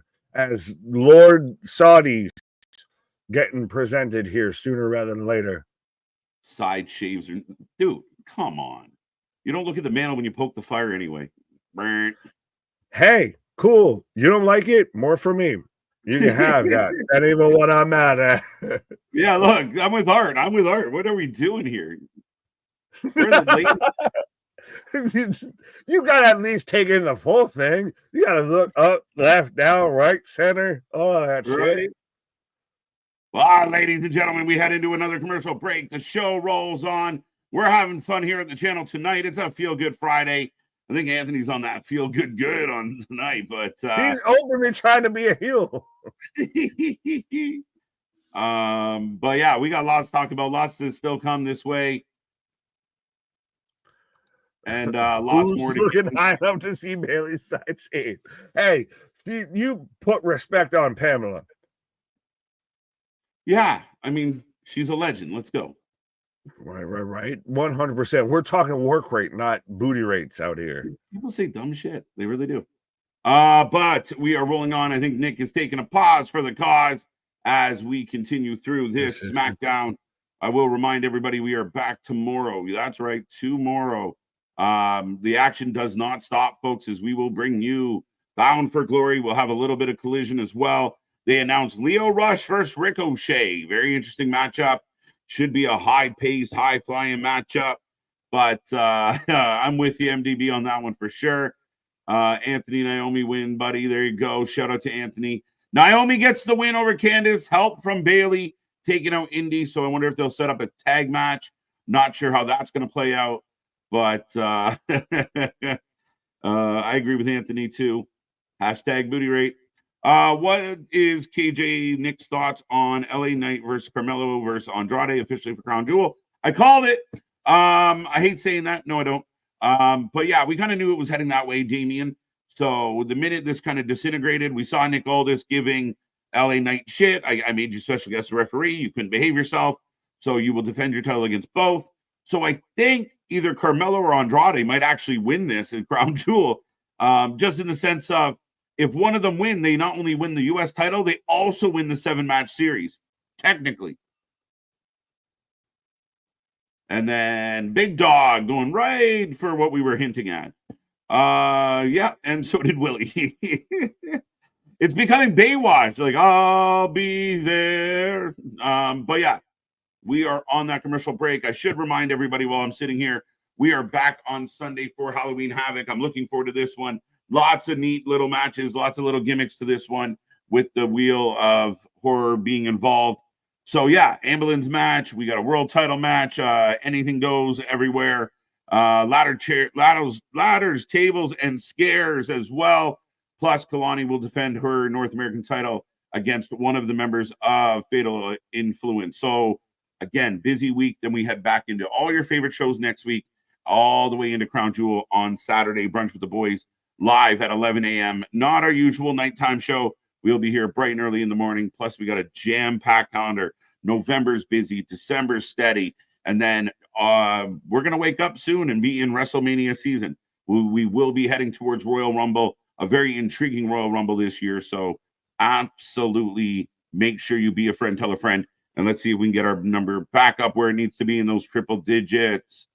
Roman is here tonight. No signs of Roman yet. I do know Jimmy's expected to be here tonight.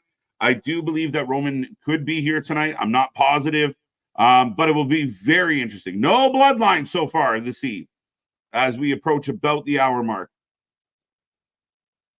Bum, bum, bum. They're really pushing Naomi. I love it. Hey, I know for the people that thought, Naomi loses too much and da-da-da-da-da. She got to win tonight. She beat the champion. You got to give some love to Naomi. She's doing well. So Ricochet, they're really doing the same thing. Essentially with Ricochet, it's very interesting because you would think that Lio Rush and Ricochet would almost work together, especially because they both kind of had issues with the Hurt Syndicate. So we'll see what happens, what transpires. If nothing else, it should be a good match. I wonder if they'll rename the 2300 NXT show to November to Remember. Not bad, not bad. Let's do it. As we are getting a flashback to June 27th, 2002, the debut of John Cena. Ruthless aggression. The Royal Rumble. Rick O'Shea literally did a lateral move going to AEW. He's no longer my favorite Irish wrestler.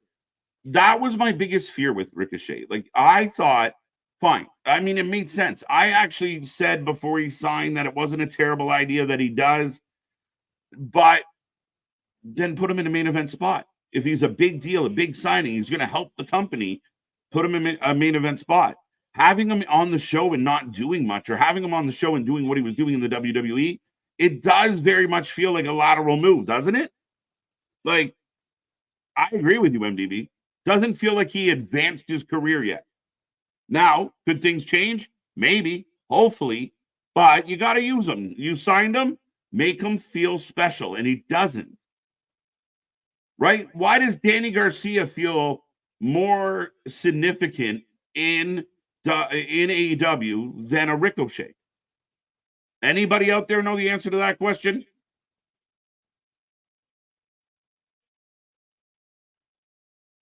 Dun, dun, dun. Are you going to be Kurt Angle for NXT Halloween? No, probably not. As we are showing Lin-Manuel Miranda, 3-time Tony Award winner, creator of Hamilton. There you go. The dude that made Hamilton. I like Hamilton. Shout out. As right now, we got the Crown Jewel belt in the ring. God, that's huge. Here comes Cody Rhodes. What do you think, folks? How are you feeling about this one? How do you feel about the build? How do you feel about Crown Jewel? What do you think will happen during this match?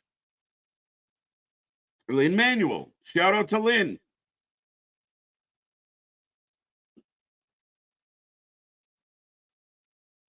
The crowd loves him, guys. I know there's a lot of people out there that don't speak very highly of Cody Rhodes, but you have to acknowledge the crowd reaction to Cody.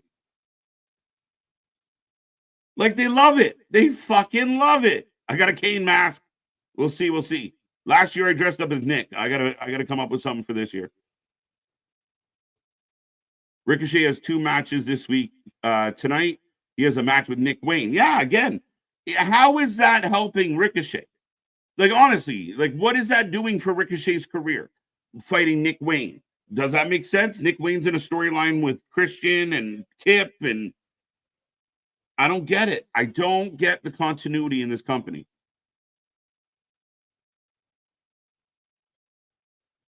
DK is over lazy booking. Saw the clip of Bailey running, and all I can say is question of the night. Did you even notice she had hair? Yeah, exactly. Big dog out. For Halloween, I'm going to get a Kane mask and paint it white and become Tony Khan's favorite wrestler, Cocaine. I should have read that fully through. That popped me, bro. Gunther's coming to the ring. So we got Gunther. We got Cody. What is up, folks? And again, what are we thinking about this? I've been very open about my criticism of how this is been built. But yeah, MDB might have had the comment of the night. That's ridiculous. Depends on what we get. Something interesting on SmackDown. Bloodline is carrying SmackDown right now. I mean, that's where tonight's SmackDown has been actually a little bit interesting, Anthony, in the fact of we haven't had a lot of Bloodline. We haven't had any Bloodline.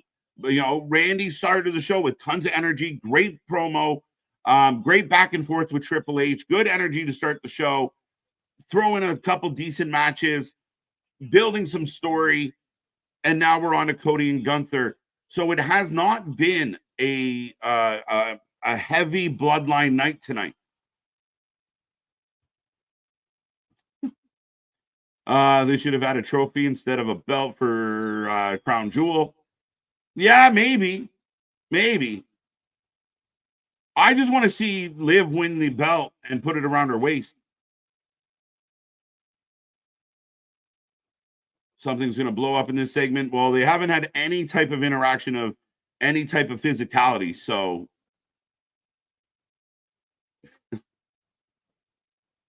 I'm going as an ND. Holy shit, chat. We have lost our fucking mind here on a Feel Good Friday. So, Cody, what do you want to talk about, huh? Gunther with a little bit of funniness. A little bit of swag to his attitude. I want to see someone put the belt around their waist. I bet it goes. Yeah, right. I mean, honestly, like what's Liv? 5'1", 5'2"? It's gonna go from her knees to her neck.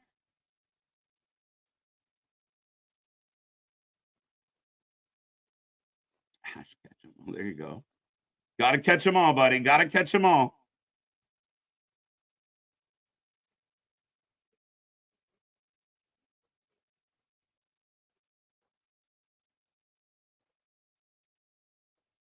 Gunther is just found another level, ladies and gentlemen.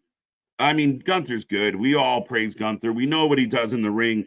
We know about his banger matches. We know about his overall presentation. But he is just in a groove. What, again, a true heel. I'd rather have this match than a throwaway heavyweight title match. Willie, that's a good argument. That's fair. Again, do we just treat it like, oh, well, it's a Saudi show, so it's going to be a little bit of wonkiness, right? Maybe that's what it is. Maybe that's where we go with it. Maybe you just have to be okay with it at the end of the day. And you might be right. What if it was Cody versus, I mean, you saved KO, you save other things. So, yeah, does KO cost Cody in this match? That could be the thing. KO beats Randy and then goes after Cody later in the night. Is that how it works out? What do you guys think?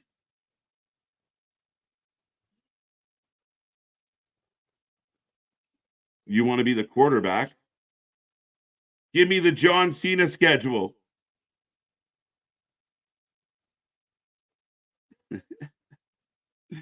Facts. Absolute KJ, it's my favorite anime and the kids WB show of all time. Beyond Batman Beyond, a very close second. Oh, might give the edge to Batman, bro. It's the mid-season tournament of the NBA. It's kind of, that's a good way to put it, because that was meaningless and a waste of time. Yeah, that's a good way to put it, Nick. Shane Taylor is facing Jay White tomorrow. That is random as fuck. I thought Shane Taylor was hurt though.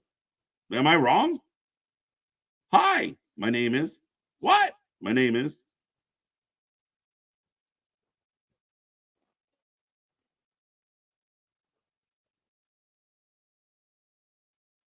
Okay.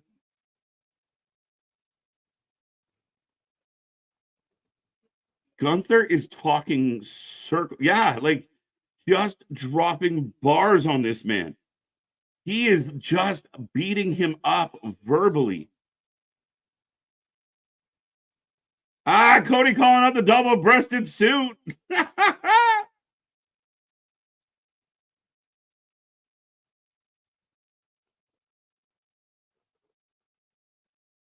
There you go. There you go. There you go. Let's go. This is pretty much the tell the truth segment. Yeah. That's what makes it good. I'm going for Halloween as Jericho to just randomly go around annoying people and talking about random TV deals that no one asked about. And to make KJ cut a promo on you one night a year. We can't be friends that night, Geekbox. Actually, if you were going to be Jericho for Halloween, you'd be going around taking the good from, like, taking the candy from the kids.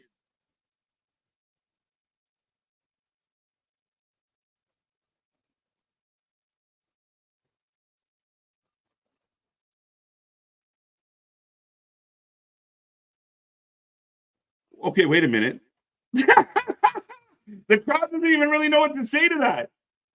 They call them the Cody Crybabies, not the Cody Badasses. We're proud to be dramatic. What? So basically, we're soft and we're proud. No, Wesley, I don't think that's ever going to happen. No.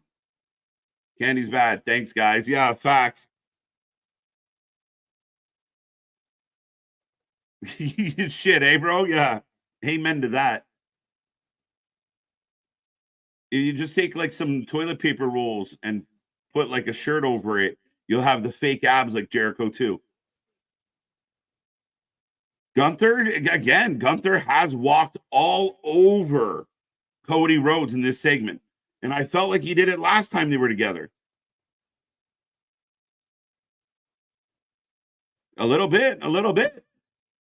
Well, he doesn't have the same bullets in the gun, right? Like, that's the issue, is Cody doesn't have the same ammo. What Gunther's saying kind of hits a nerve, kind of hits a mark, but Cody doesn't have. Well, what is he going to say about Gunther? Well, you're really good at wrestling.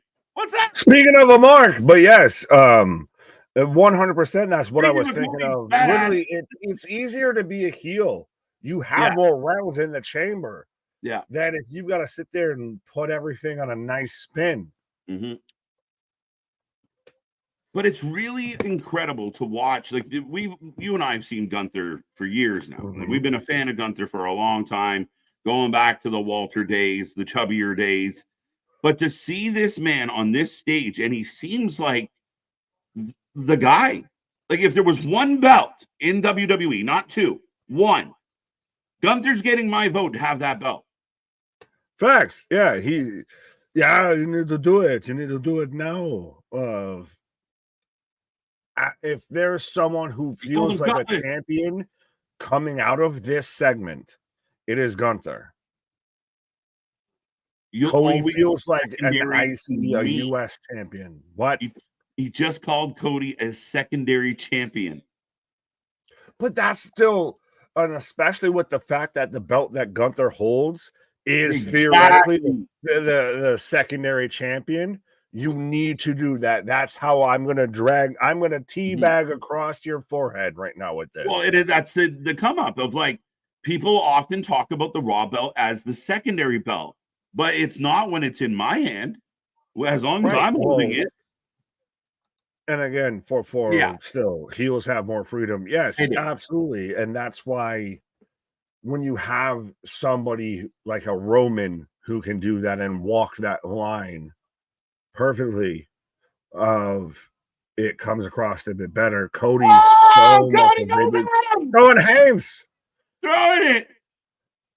Cody gives him the drop down chop up, and Ludwig's here. I think Cody's fighting Ludwig on Monday. I would assume. Sheamus is. Wait, my bad. Really? Somebody's fighting Ludwig on Monday. Yeah, but Cody's going to get involved, and we get a clothesline from Gunther. But Gunther. And now here comes Randy. Randy again. I'm a good friend. Randy's still the guy. Nick, here's a theory. And I thought of this while you were gone. So KO fights Randy. KO beats Randy.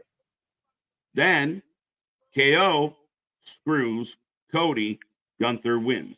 Crown Jewel. Fair. I could my see KO. Only hesitation is, like, how much does it matter? Because it's not for either world champion, it's for the Saudi Stanley Cup. So yeah, but they're still selling it like a big match. So the idea, but that's almost like a waste of, like, the Cody fuck over or the Randy fuck over Cody thing of you're going to do it Not for Randy, the Saudi belt?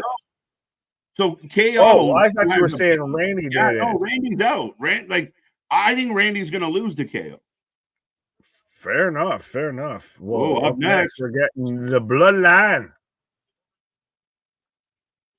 The old tribal chief. But yeah, I think KO is going to cost Cody at Crown Jewel. That's the out. Cody loses to Gunther. Gunther looks like a badass. Cody can say, well, I lost because of Kevin. You're not one of those that believes that Goldberg shows up and costs Gunther? Goldberg might show up after the match, but I really don't want that. I don't want that. I don't want that. Randy causes Cody. I don't know if we're ready for that yet, guys. I think that might be a WrestleMania season thing. Any sort of turn to me around this is a wash. Like, well, that's why KO's already turned.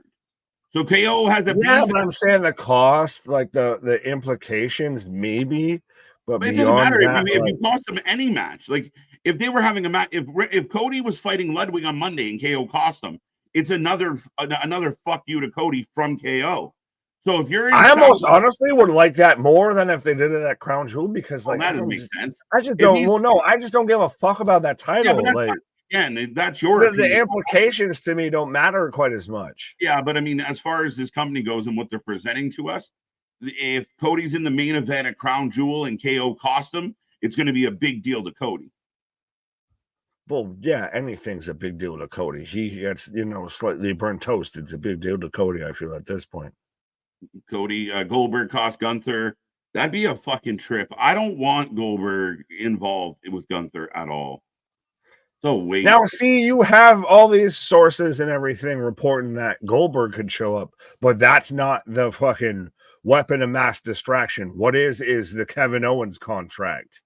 Like, the one that is factual is apparently the weapon of mass distraction, not the bullshit of Goldberg showing up whenever. Like, if Meltzer's wrong with that, then just he's good, I guess.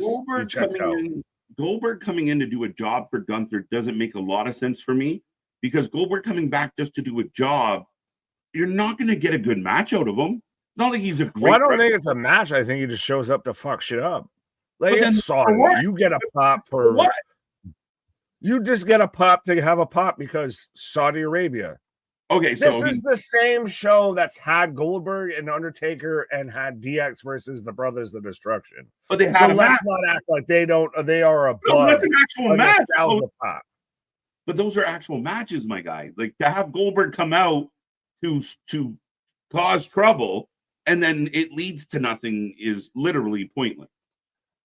Right. Welcome to Saudi Arabia. Yeah, but I mean, again, the company has to. You're acting like once they go to Saudi, they're never coming back. I'm acting like Saudi is like the outworld, the outworlds. It's the what if shit of that title doesn't mean nothing.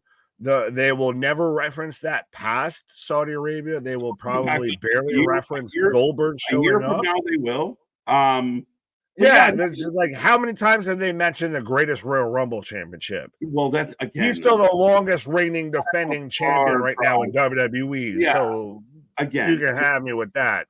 But again, they're not, and even in past Saudi shows, last year, the year before, it's not like they just do something and then it doesn't bleed into the next week's show. They don't just do it, and they normally can't get back for next week's show. But I digress. Oh, it always peels out. We had Roman and Logan, and then that peeled out.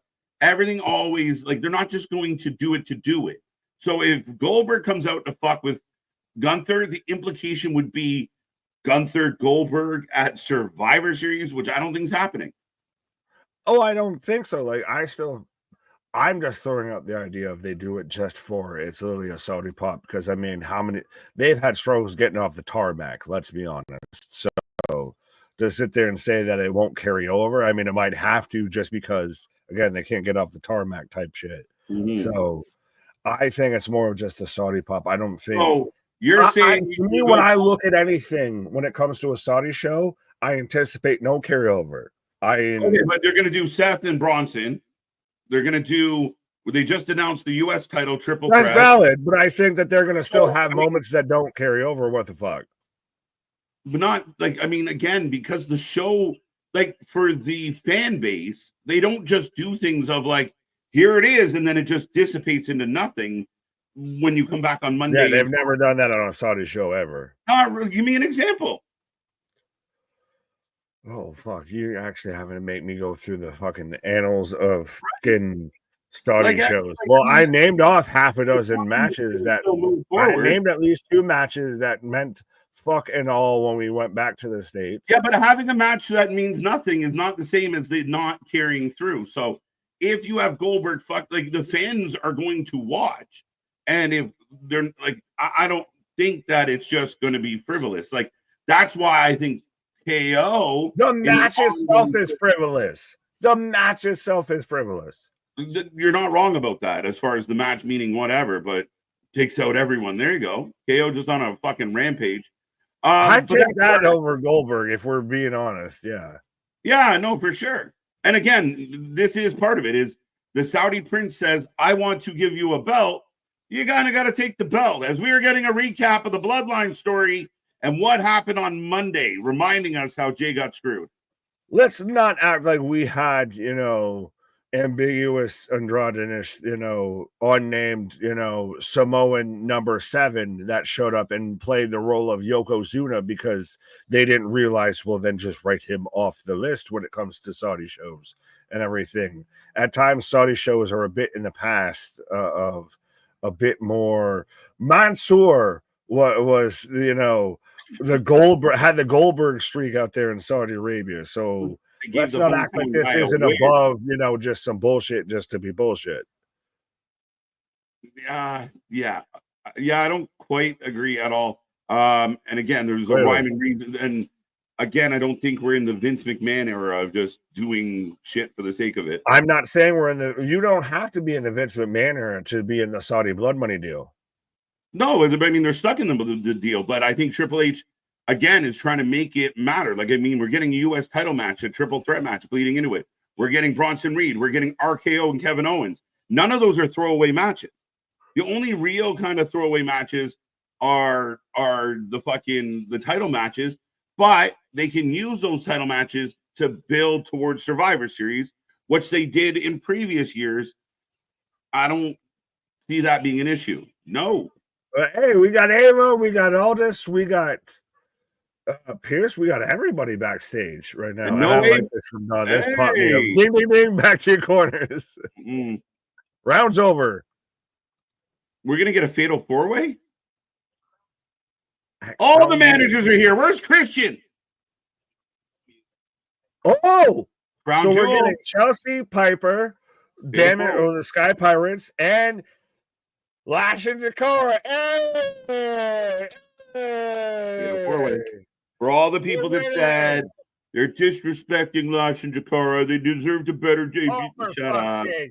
I know you're just playing the role of Twitter right now, but yes, for fuck's sake, like for crying out loud, like the fact that they're even involved in this and prominently involved in this is saying something. Right. We are not getting pizza rolls. Why not? I love pizza rolls. Do you have a favorite? A favorite what? Pizza roll? The Totino's. What? The Totino's pizza rolls. I thought that's where I was just spinning, and you talked about pizza rolls, so I just tried to fucking spin it, my guy. Dude, Cochinos? Totino's. Totino. I don't know. I just like pizza rolls. Apparently, Canada does not get Totino's, ladies and gentlemen. But here comes DIY. Is this main event? Oh no, we're early. Holy shit! Yeah. The Bloodline going to be the main event tonight. Well, I would assume. I mean, do you think that there's any implication with the Bloodline as far as it goes with Crown Jewel? No. There's no crossover, no nothing. As far as right now, I mean, again, it would be a surprise if, like, last minute we get like the Usos reunite to take on the Tongans in Crown Jewel. I mean, maybe Or even just a run in or anything like that. And I mean, still, a run in are you on what? doing it this way because come next week, because this is, you know, following this up is going to be the tape Smackdown. You go from ending one episode of the Bloodline. Like if next week starts off with the Bloodline, we know how the taping went. Yeah, I don't know, like where they would like based on the card right now. There is no opportunity for like a Bloodline run in or anything like that. Like I don't know where that would fit in. Fair enough, fair enough. But who you got in this match? Whether you got DIY, you got Motor City Machine Guns, is MDB even saying, damn, they don't have Totinos in Canada? Yikes. Yeah, see, I'm not out here just on fucking Jupiter with this shit. No, but you just threw a word I've never heard of at me. Right, because you were talking about pizza rolls. Like, what do you have a better like comparison? Like, what do you have in Canada that you call a pizza roll? Then, as we're in a commercial break, as we're in the top of the fifth right now. Oh, I googled Totinos, and it comes up that on Reddit, having trouble finding Totinos in Canada. Yeah, I mean, I've never heard of Totinos. We have other brands of pizza rolls in Canada. Again, I think they're not. I guess they're the staple with us. They're literally like, yeah. No, we don't have Totinos. You have no Genos or something like that, right? What's up, Thomas? How you doing? Been a minute, my guy. As Thomas becoming a member for 15 months, so everybody take a lesson from Thomas out there. From Tomas. Hope you're doing well. KJ eats poutine. Yeah, they do make a similar poutine roll thing that is very similar to a pizza roll with poutine. Again, poutine is very popular here. Well, yeah, no shit. So are pizza rolls for you, like when you think of pizza roll, are they like yay big, like postage stamp size? They're like a spring roll stuffed with fucking pizza. No, they're entirely different over here. Okay. Well, I have one place that does it by me when I grew up in New York, that's where it's basically a pizza folded over. It's like more of a calzone, but what I was talking about was like they're like postage stamp size of like you get a little bit of cheese, you get the cubed up. Oh, we have those. Like we don't have. Yeah, that's our pizza rolls. Those are pizza bites. As we've killed the audience. Right. Well, pizza. We have pizza puffs in Chicago. Yeah. Pizza you also have pizza that's actually more of a calzone or more of a lasagna that you try and call a pizza too as well. Okay. Yeah, no. Anyway. I mean how like pizza Snickers. Now you just added pizza to the list. That's awesome. Just going to say buckle up. This is going to get good. Yeah, ladies and gentlemen, we are on a commercial break. We're up next. We're getting DIY and MCMG in what should be a hell of a match. Oh, absolutely. This should be the dawning of the new age of tag team wrestling, I feel, when it comes to WWE. This is going to be a bit of the watershed of WWE's, I feel, about to turn a tide here towards, pizza bagels. Oh, those are dope. Pizza bagels are awesome. I had pizza tonight. Pizza's always good. I did too. Domino's, shout out. But that the tag team divisions very much, when you get Motor City Machine Guns, you get the talk of the Lucha Bros and everything like that are showing up in your tag division. So tag team wrestling is about to fucking catch fire here. So on Monday, Dom is going to face off against a former champion. Mm-hmm. So is that the Rhea spot? Is it a former champion or a former world champion? I thought it was a former world. Well, even then, I never thought about the Rhea spot. Honestly, what I thought it could have been is you get a Finn Balor or a Finn Balor spot. Why would Finn fight Damien though, or Dom? Finger poke of doom. I don't know. I was just trying to think of I was literally just trying to run through of former world champions that could slot into that position and everything, because Seth's tied up with Bronson. Like, do you have somebody that's not someone who's been named that you could think? No, I'm thinking it would be someone. I mean, it would be very kind of ironic or funny if Dom's in the ring, and it's Rhea Ripley that he's got to wrestle as a former world champion as a surprise. If they're gonna go semantics with that, yeah, that'd be get it out of the way. Interesting as hell. Like I said, I hadn't thought about that. Next Friday is the Fatal 4-Way. Fair enough. Well, so they're taping it tonight. But yes, fair enough. So SmackDown Fatal 4-Way. Jade versus Chelsea and Piper. We're gonna get Jahara and Lash. We're gonna get all the women's tag teams in there. Dom versus Ray again. I saw MDB saying Dom versus Miz, Dom versus Kofi. Yeah, I don't think Kofi, he's busy. Priest makes a lot of sense to me. But it would kind of like just come out and say it's Priest. Maybe it's John Cena. Dude, I love this entrance.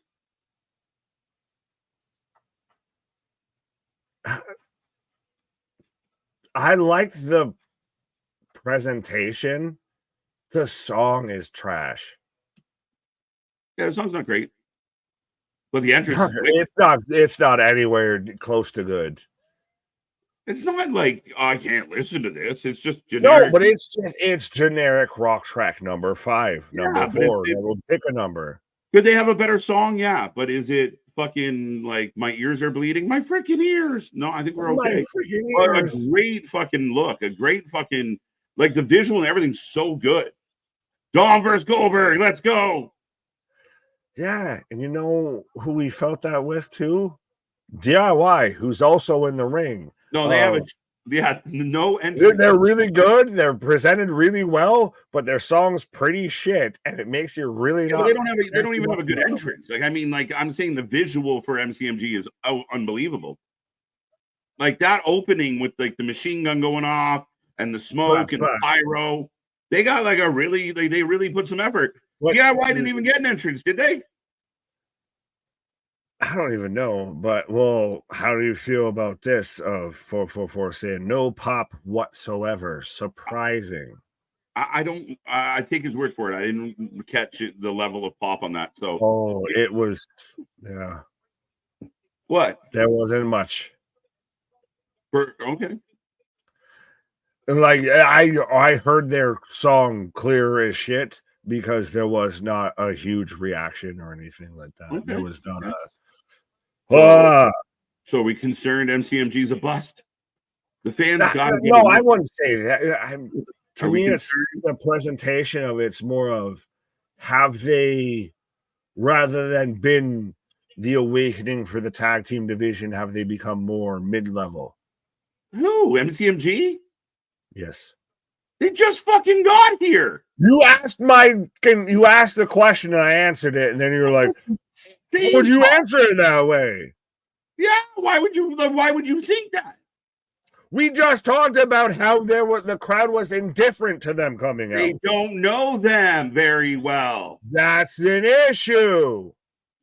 They just got here. Your answer sucked, Nick. Screw you, MDB. You eat corn the long way. Both. All right, Ciampa locks up with Sabin. 83% going MCMG. So the chat knows who they are. Yes. Well, that's the thing is we know, our chat knows, the hardcore knows, the casual not so much. Well, this is why we made the case and made the example of how they would have fit if they were going to start off in NXT like we had talked about before. Yeah. They're chanting Motor City right now, just for the people that are shut up about this mid-level team they've brought in on their second match ever. They are literally chanting Motor City in the building. They're chanting holy shitty. Yeah. Not Motor City. They go to the Mongolian Grill. Holy shitty. Wrestling fans are funny. Like, I can't wait for these guys. Oh, they're here? They're okay. Wrestling fans are your biggest hater and your biggest supporter at the same time because they can't wait until you make it, and then the second you make it, bitch ain't shit. Yeah, Yeah, Wrestle Proud. I'm kind of like, I mean, their entrance is great. Could they have a better song? Yeah, for sure. But their entrance is fucking unbelievable. The visual, the pyro. There's not many tag teams that have like. Again, you went on break, so you're ahead. No, I wasn't reacting to that. I was reacting to right now. The Dodgers are up 1-0. Sorry, I apologize. MCMG for the win. That makes sense. Yeah, 82% of the chat going MCMG. Tag at home. Yeah, so Dodgers up 1-0. Sorry. I will have ice cream. Don't you mark my word. I got some chilling in the freezer right now. I have black raspberry ice cream chilling. That's a side as a whole. Yeah. Well, still. Champ in particular, but I think DIY is being a lot more heelish. But is it you think that they have to work heel for the match, or that they have to work heel like they're turning heel? I think their attitude over the last few weeks has started to change. So, and again, in this match, you have to. You need, again, WWE, Triple H understands, again, as much as you can do a babyface versus babyface, the crowd's more invested when somebody starts working the one team over. So, yeah, it definitely feels a little more heelish from Johnny and Ciampa coming out of the gate here. Fair enough.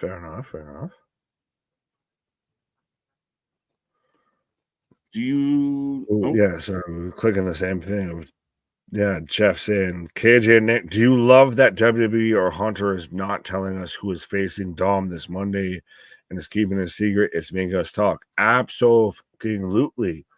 I love when I can speculate, when I can throw ideas out there, right or wrong, and we can sit there and have that back and forth of, no, there's no way they could have done that, or, oh, I would have never thought that, and everything. I love where there's the discussion, the discourse, the back and forth about anything when it comes to booking, and especially if we're having this discussion about weekly television. Yeah, I mean, again, that's what we need to do. I mean, more of this, more excitement. This is what, you know, when we talk about the other company and their struggles to generate interest and people buying tickets and their ratings and such, you have to have this. Like, you want people, you know, even if we know the answer, even if the answer is the most obvious of ones, it's still worth the conversation. It's still going to cause people to bumble and rumble. And that's what you need them to do. You need them to get into it. So, yeah, is it probably going to be Rhea Ripley or someone obvious? Yes. But if they just came out and told us the answer, we'd have less to talk about. I would say Rhea Ripley is not an obvious choice because I hadn't even thought about that. I was thinking former men's world champion and everything like that. That's where that situation would have unfolded. To think that would be when we get Rhea versus Dom, I hadn't thought about that at all. Like then, I will say. Yeah, there's my thought. Like, they've been teasing about the idea that Dom was going to get in a match with Rhea. So for them to come out and say Dom's going to fight a former world champion, I mean, that kind of leaves that door open real big for me of like, well, former women's world champion. We didn't tell you that much, but we left the door ambiguous enough.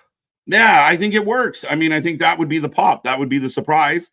And then I saw someone online going like, I'm sick and tired of Rhea beating up all the men. She doesn't beat up all the men. She just kind of beats up 316. It might have been actually no, but again, Rhea's a big, strong lady. She's not coming out and beating up Cody Rhodes, beating up Dominic Mysterio. We're okay. The last time she was throwing somebody around was when she body slammed, she scoop slammed Luke Gallows, and that was damn near over a year ago. So. Let's fucking calm our tits about that a little bit here.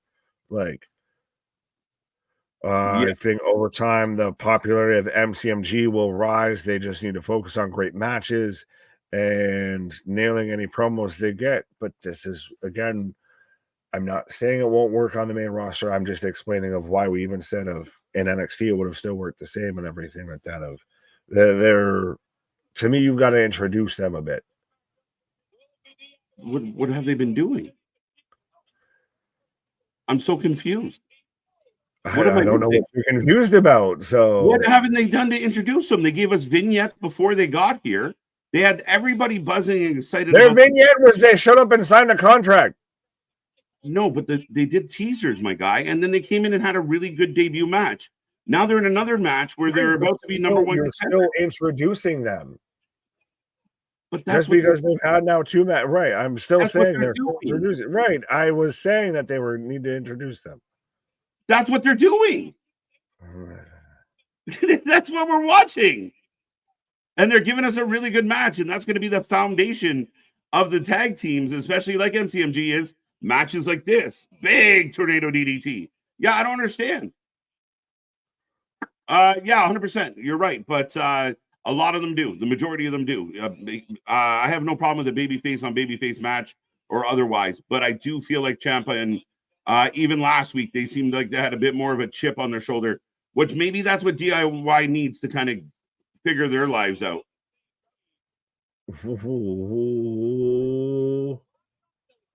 Oh, what is this? Yeah, I don't even know what to call that. Go, Chris to the top. Big drop kick. Both men down. Drop kick into the back of Gargano that face planted Ciampa for the 2 count on Gargano here. I know that Uso and Solo Sikoa's father. That's awesome. Send them our way. Tell them to come hang out. Yeah, we can get discounted merchandise too. We can share all the conspiracies with Quiche. Again, crowds really invest. Like crowds making a lot of noise. I want to ask Rikishi his favorite quiches at this point. Rhea is the Jared Hogan in WWE. Liv Morgan is the Jared Hogan in WWE. 316, you are the Jared Hogan of this fucking chat. There are other wrestlers that you can talk about, motherfucker. Like, you are Chris Jericho. Like, I like to talk about Chris Jericho. Fucking, I love you, my guy. From one, I'm assuming, bearded brother to another. You can talk about other shit besides Rhea and Liv. One human to another. You can do it. I believe in you. Right. MCMG is look at objective book overbook. Objective overbook. I don't know what you're saying. But the crowds were very into this match. This match is fucking flying. Sad the crowd has no idea who these guys are. They're learning. They're learning. Again, it's not sad, but again, WWE fans watch WWE. Yeah. It's just so funny to see like all the excitement we had, like especially like last week and that, and now you're like, well, they got it. Like that's what they're doing. Yeah, well, it's just it's conflicting. I feel a little bit just personally, internally, or whatever, because like we know, but like the WWE fans like still have to. Johnny kicked Tomasa. Over. Johnny kicked Tomasa.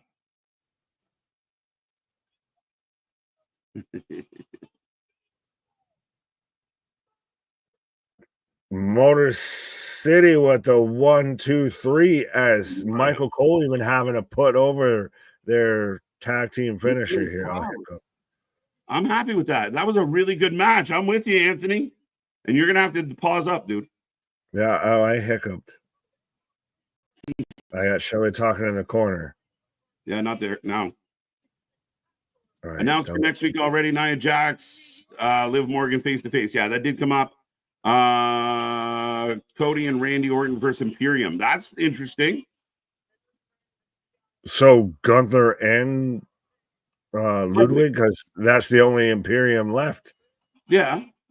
Well, Eichner's still MIA out here. He got caught up in his fucking tracksuit and is still remains to be seen. Solid match. Yeah, really, really good match. Ciampa and Johnny not happy. Yeah, but I feel like this is going to arguing with each other. Well, they always hate each other. Well, it's like with Waller and Theory.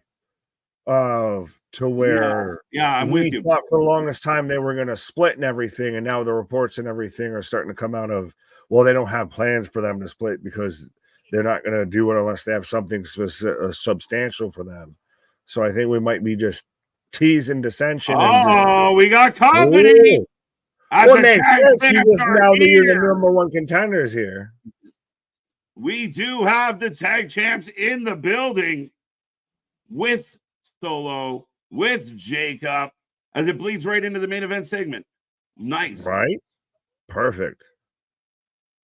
But MCMG is your number one contenders, folks. Right. And it makes sense. So I know, yeah, but it makes sense of you just brought them in. You're still going to throw them, whether they win the tag belts or not, it remains to be seen. But you just brought them in. You're going to highlight them. Yes, absolutely. And again, we all kind of, I think, overwhelming amount of people felt like DIY was going to lose this match. MCMG comes in. And again, I mean, mid match, the crowd's behind them. They might have been a little bit quiet on the entrance, maybe. But overall, this is the introduction to this universe. That's why I defended the decision that if they had gone to NXT, it's not a big deal. But they're getting themselves over, and it's working. They're selling us on who they are. And I don't know that they're going to beat the Bloodline. I can't honestly say they will real quick, but they're going to be worth watching the chase. And again, Motor City Machine Guns versus the Tongans should be a really fun match. It all depends to me on how the lead into Survivor Series, War Games, and everything plays out and how they intend for that to go. If the Bloodline's going to look super strong, they're not losing the belts and everything. Like they're going to. They will if Jimmy and Jay have anything to do with it, and that's right. What I think. But that's again, like I said, that depends to me on how they're going to book towards, War Games and everything. That's going to be the interesting caveat there. Mm-hmm. To me, right now, on paper, I would hedge my bets on the Bloodline to retain. Yeah, I agree with Geekbox. I think Jay will screw Gorillas of Destiny out of the tag titles. That's what I think is going to happen to add some fuel to the fire. I think that's where they're heading with this. We're up 2-1 in the top of the 6. Sorry. Right. Title for title. Jay Costa. Yeah, exactly. Payback. Payback's a bitch. Yeah. Postseason Giancarlo Stanton is just tribal chief Roman Reigns, just motherfucker of just smacking the long ball. Pause. BS. 100% of right now. Yeah, he's up 2-1. If we take game 1 at home, momentum shift, motherfucker. Sorry. Where to go? Solo gets turned on by Jacob Fatu. Jacob Fatu is not turning on Solo anytime soon. That doesn't make sense. That doesn't play. Jacob will be at his side as they go to Survivor Series. There will be no turning of Jacob for quite a while. One day, but not today.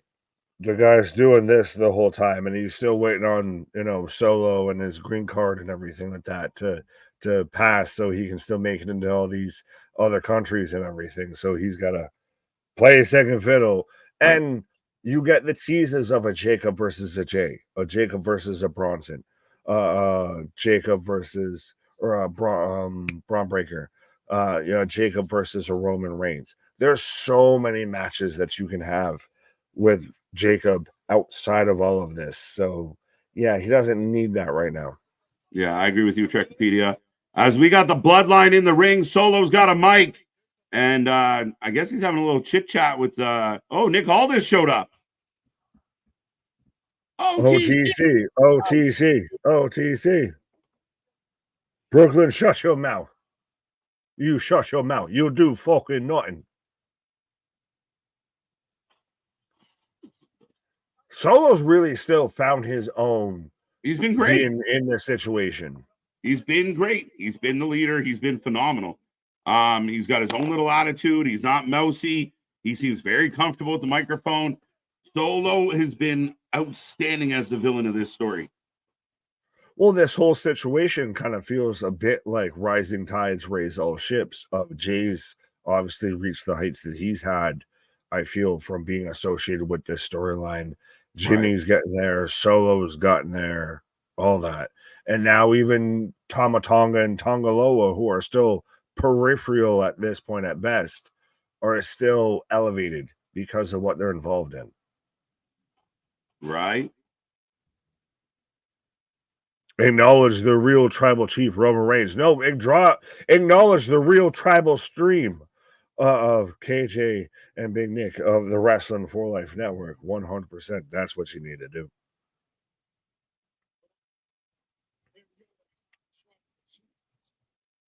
Okay. Easy. So he says to MCMG, I am your tribal chief. Well, thank you, Mr. Tribal Chief. But since we're doing introduction, Chris Sabin, hey, but you got a hiccup.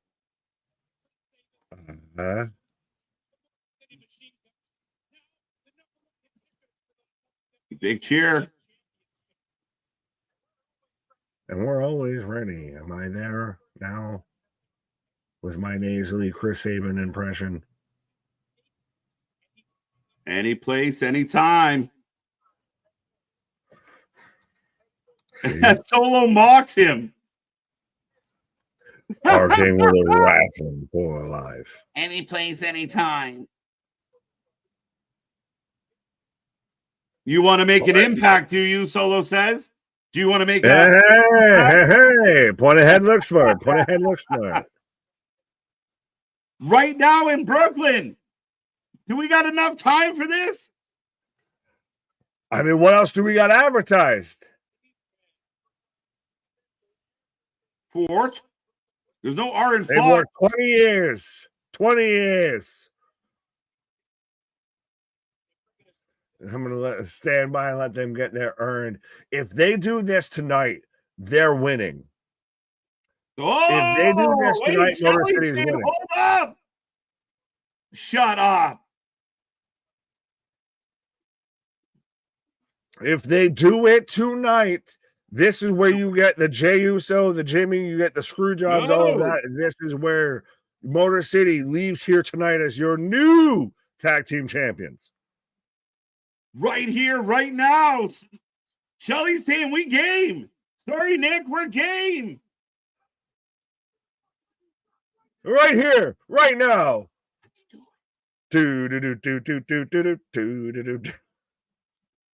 Shut up.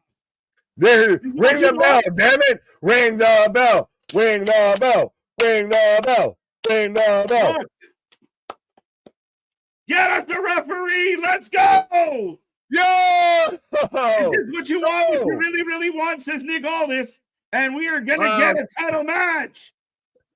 All you think of that is now. I'll tell you what I want. What I really, really want. Okay. Okay. Favorite Spice Girl? Baby.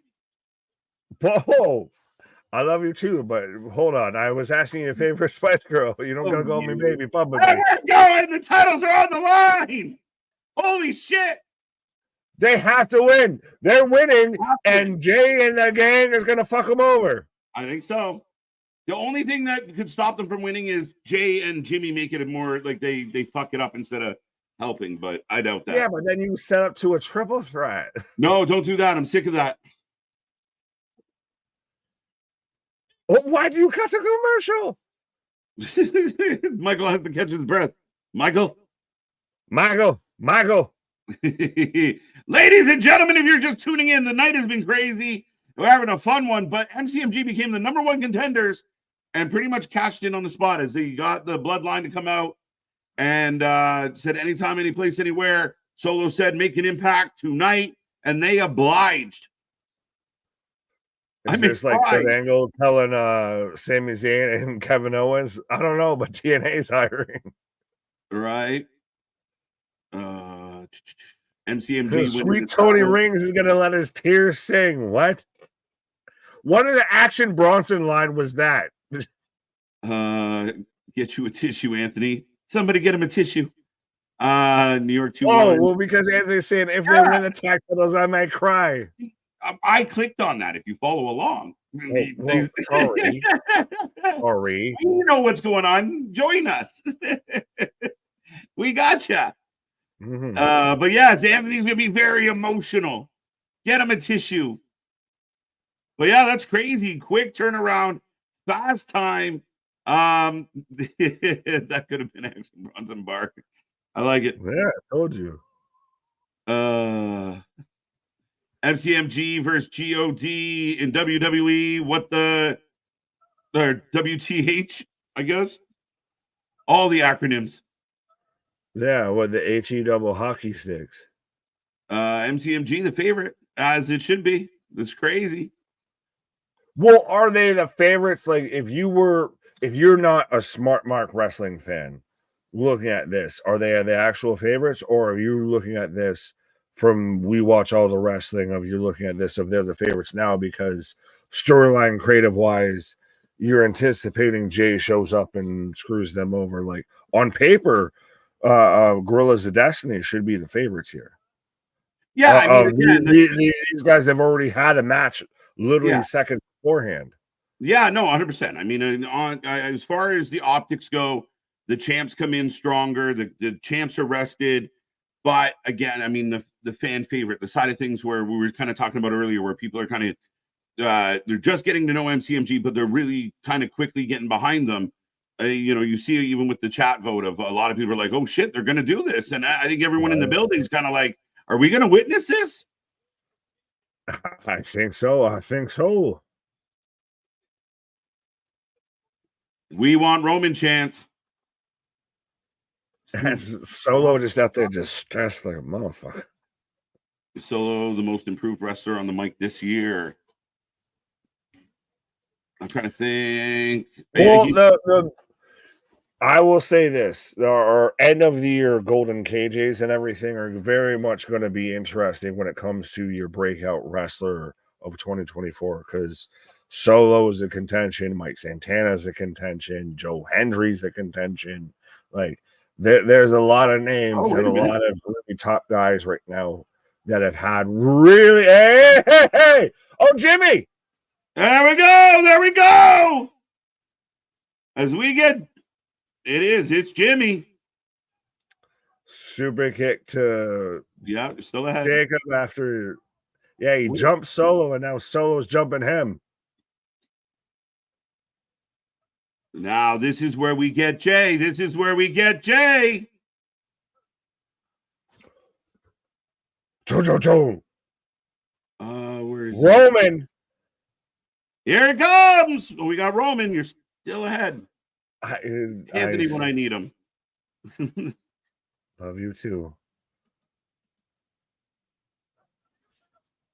He's gonna come out of the back, isn't he?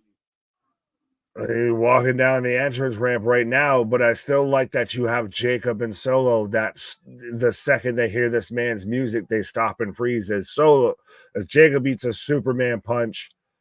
Now eats a uppercut from Jimmy. Now they're fighting up the aisleway, folks. They're rolling through.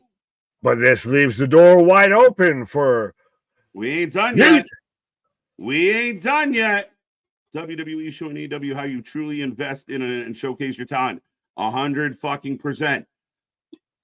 Look at the Grizzled Young Vets. Perfect example. If you want to compare the Grizzled Young Vets to MCMG, who feels more important right now? Who's been more pushed and shorter amount of time? Tag to Saban. Big punch as they roll in. Folks, are we going to witness history tonight? Saban dropkick off the top. We're leaving the door wide open for Yeet. Big dropkick.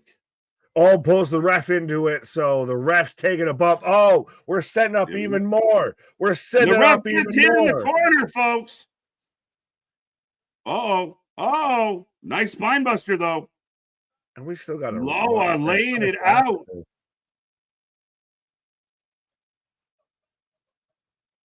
Tonga grabbing chairs. Dun-dun. Where's Jay? Where's Jay? Where's Jay? This is exciting as shit, ain't it, MDB? Let's go.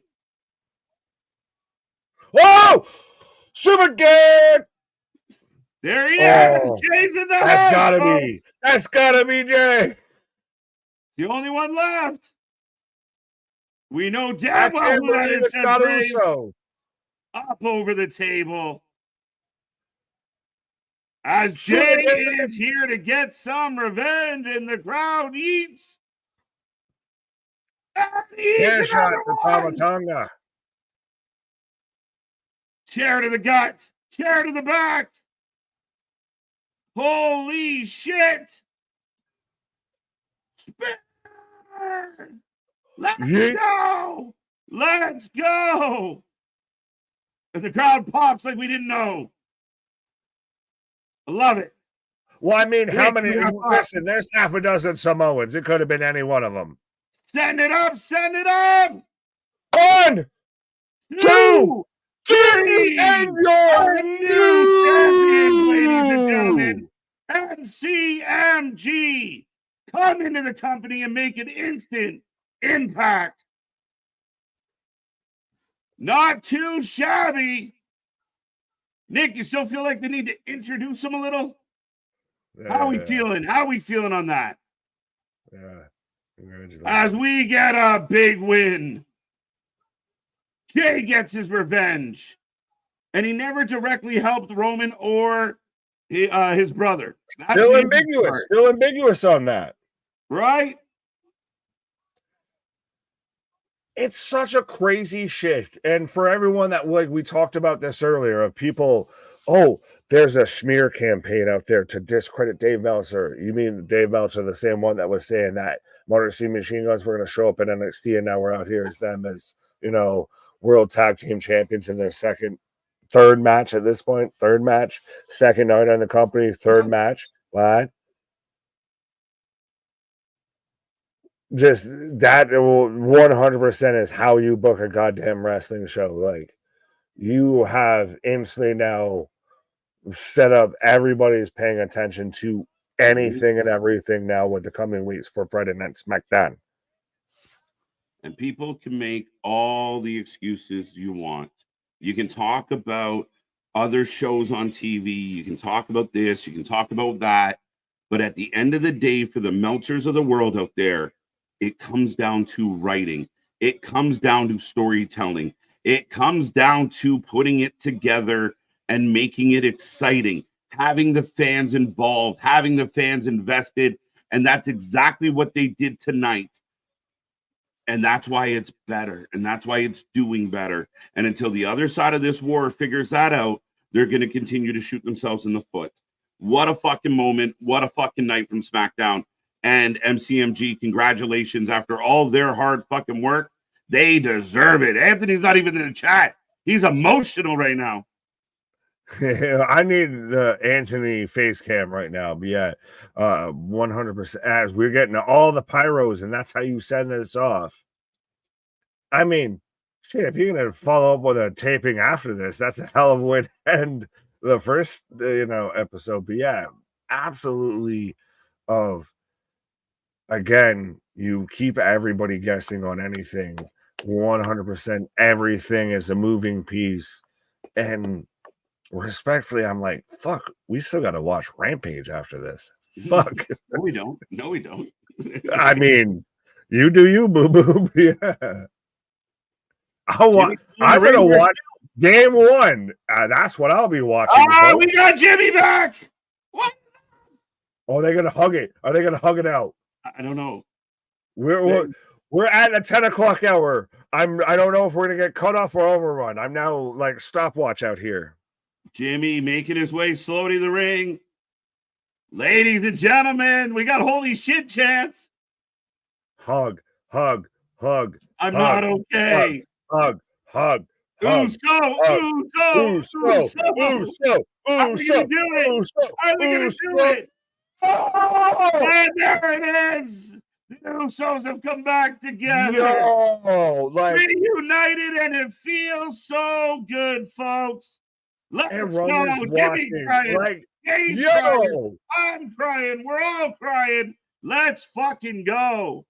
Like, I'm doing that, like, when you grab the back of your head and shit like that, so you don't get emotional, you just do like the I gotta awkward do other shit. Yeah, like that was so fucking good, and I still like that they haven't fully lynched everything together. You still have missing links a bit there of Romans looking on, and you have the ending, Larry David credits and everything. But you end it with Jimmy and Jay hugging it out. Like, are you emotional? Because I am emotional. Fucking hell of a job, hell of a show. The energy in the building is second to none. And this guy always pops up when the WWE's cooking to try and like pout about. Are you Dave Meltzer real? Yeah, that's what it feels like. Are you Brian Alvarez? Yeah, like, oh, they had Listen, nobody in this chat. Read the whole chat reel. Read the fucking building. At the end of the day, it is what it is. The company that you like better sucks compared to this shit. Sorry, it's just not doing good right now. So that's just the way it is. But thank you for showing up. Do the same shit, but can't execute the same shit even. Can't do it. Can't do it. Can't make it exciting. Can't make it interesting. Can't sell tickets, and that's unfortunate. Can't do it. You sound like Eric Singletary. Can't do it. Can't win with them. Can't do it. Can't do it. But ladies and gentlemen, honestly, mucho bello. Like, I honestly like. Do we want to just? We can just watch baseball and everything, and just talk about SmackDown. Anyone compelled to watch Rampage right now, respectfully, like that was just so fucking good. Like the ending of SmackDown was SmackDown your favorite show, start to finish? Put it in perspective, start to finish of the week. Yes. NXT was not bad. Dynamite, I gave a 4. Raw got a 6 or a 7. Oh wait, high fly ball. Soto going back. Doesn't have the length. And we got an out. I don't know where you're at. I've got Jazz with getting catches the center. Like, do we need to try and sync up the fucking MLB too? Fucking shit. Anthony, can you do that better than me too? Ladies and gentlemen, that is the end of SmackDown. By the way, we do take a rating out of 10. Would love to get your feedback and know how you felt about tonight. That was fun as shit. That was good energy. Yeah, this was the best show. Like, and from start to finish, a lot of really good things happened. There was some holes in it. I'm not saying it was a perfect show, but man, there was a lot of fun stuff there. Yeah, I'm good with it. I think they cooked. But get your ratings and let us know how you feel. Someone just send me a cut right now of Jimmy and Jay just hugging out. Hello, my friend. We'll meet again. It's been a while. Where should we begin? And again, no Roman when they reunited. Roman's still in the periphery. On the entrance ramp and everything, giving a side eye. So again, we haven't fully cinched and linked everything in together. We've still got links that need to be connected. 10 out of 10. That was a good SmackDown. Best SmackDown of the year so far. I'm not willing to say that out loud. I'm not positive, but it was a really, really, really, really good one. If you thought Khan's booking was terrible, imagine us, Oh, wait. What are you reading? I was reading the comment from Lisa before this, after she gave SmackDown a 9.7. Imagine a senile Tony Khan booking AW in many years. No, be Shad Khan at that point. At this point, we'll be more the Bucks and Jericho. Just see Tony Khan, just like the fucking dude in Breaking Bad with the bell on the wheelchair. Ding, ding, ding. Good match, bad match. Fantastic show. 9 out of 10. SmackDown cooked. WWE makes earn those moments. AW ain't never made me shed a real tear. There you go. AJ H3 just crying. I love it. 10 out of 10. Great episode of WWE Smackdown with Motor City Machine Guns winning their first ever WWE Tag Team Championship. Also, the original Bloodline reuniting. Awesome show. Can't complain. 9 out of 10, 9 out of 10, 10 out of 10. SmackDown was good tonight. Yeah, I would agree. I mean, the chat just blew up. We got 105 people hanging out. We are still putting this out. Let's go, Dodgers. Just got in from work to see the last 5 minutes of the show. That was a good 5 minutes to watch. Jeez. Right, and it was the Usos reunited. It was not the OG Bloodline. That's the reconciliation of the Usos right there. Touche. Tabernacle, my friend. 8.5, 100 out of 100. Anthony's just loving life right now. Motor City and the Usos. This man just self-combusted. Right. 10 out of 10 for SmackDown. If you have a brother, you understand significance of the ending. Man, that was some beautiful storytelling. MDB, I'm with you, man. I'm with you. Trust me. I get it. Trust me. And I think we've all had those kind of moments with our fam. It's not always good and happy. So, yeah, that feels good all the way around. Well, I think if I can say for at least both of us, we have multiple siblings and everything. So, been there.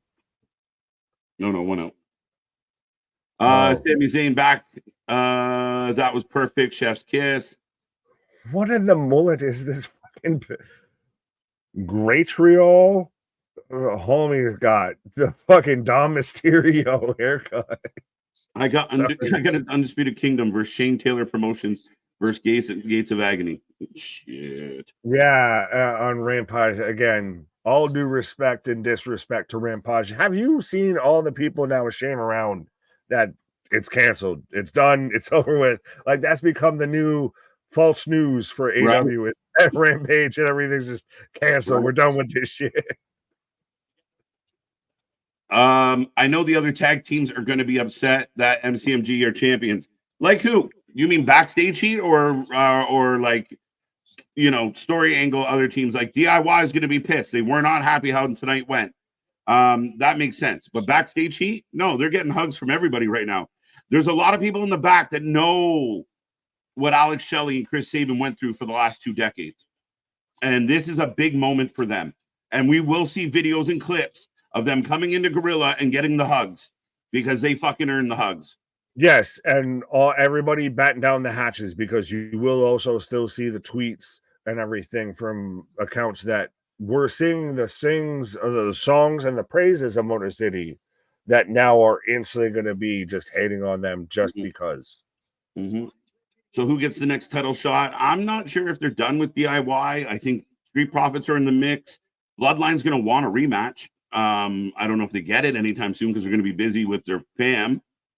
I don't know. Is that the equivalent of you did this, like how Jay lost the IC belt, if you pull all the titles away from the Bloodline so they can focus here, and now you can have Motor City versus DIY versus Street Profits versus this versus that and everything. You now graze Waller and Fury, A-Town Down Under, and all of that. That's now your tag team division, and you've unlocked it from the Bloodline there.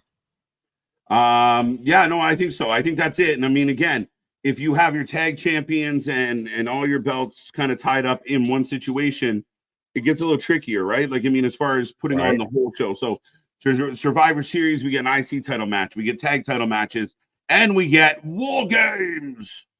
War Game. Now, you got William Regal. Does he come out and announce 100%. That just Dude, think of the pop. If they're all arguing and fighting, and not Nick Aldis, William Regal walks out. The place is going to pop like motherfucker, and all he has to do is War Games and leave again. He come out there, you teasing crumpets and out there. There's only one place that you guys can decide this, and that is War Games. Right? Even if Nick Aldis is in the ring and goes, you know what?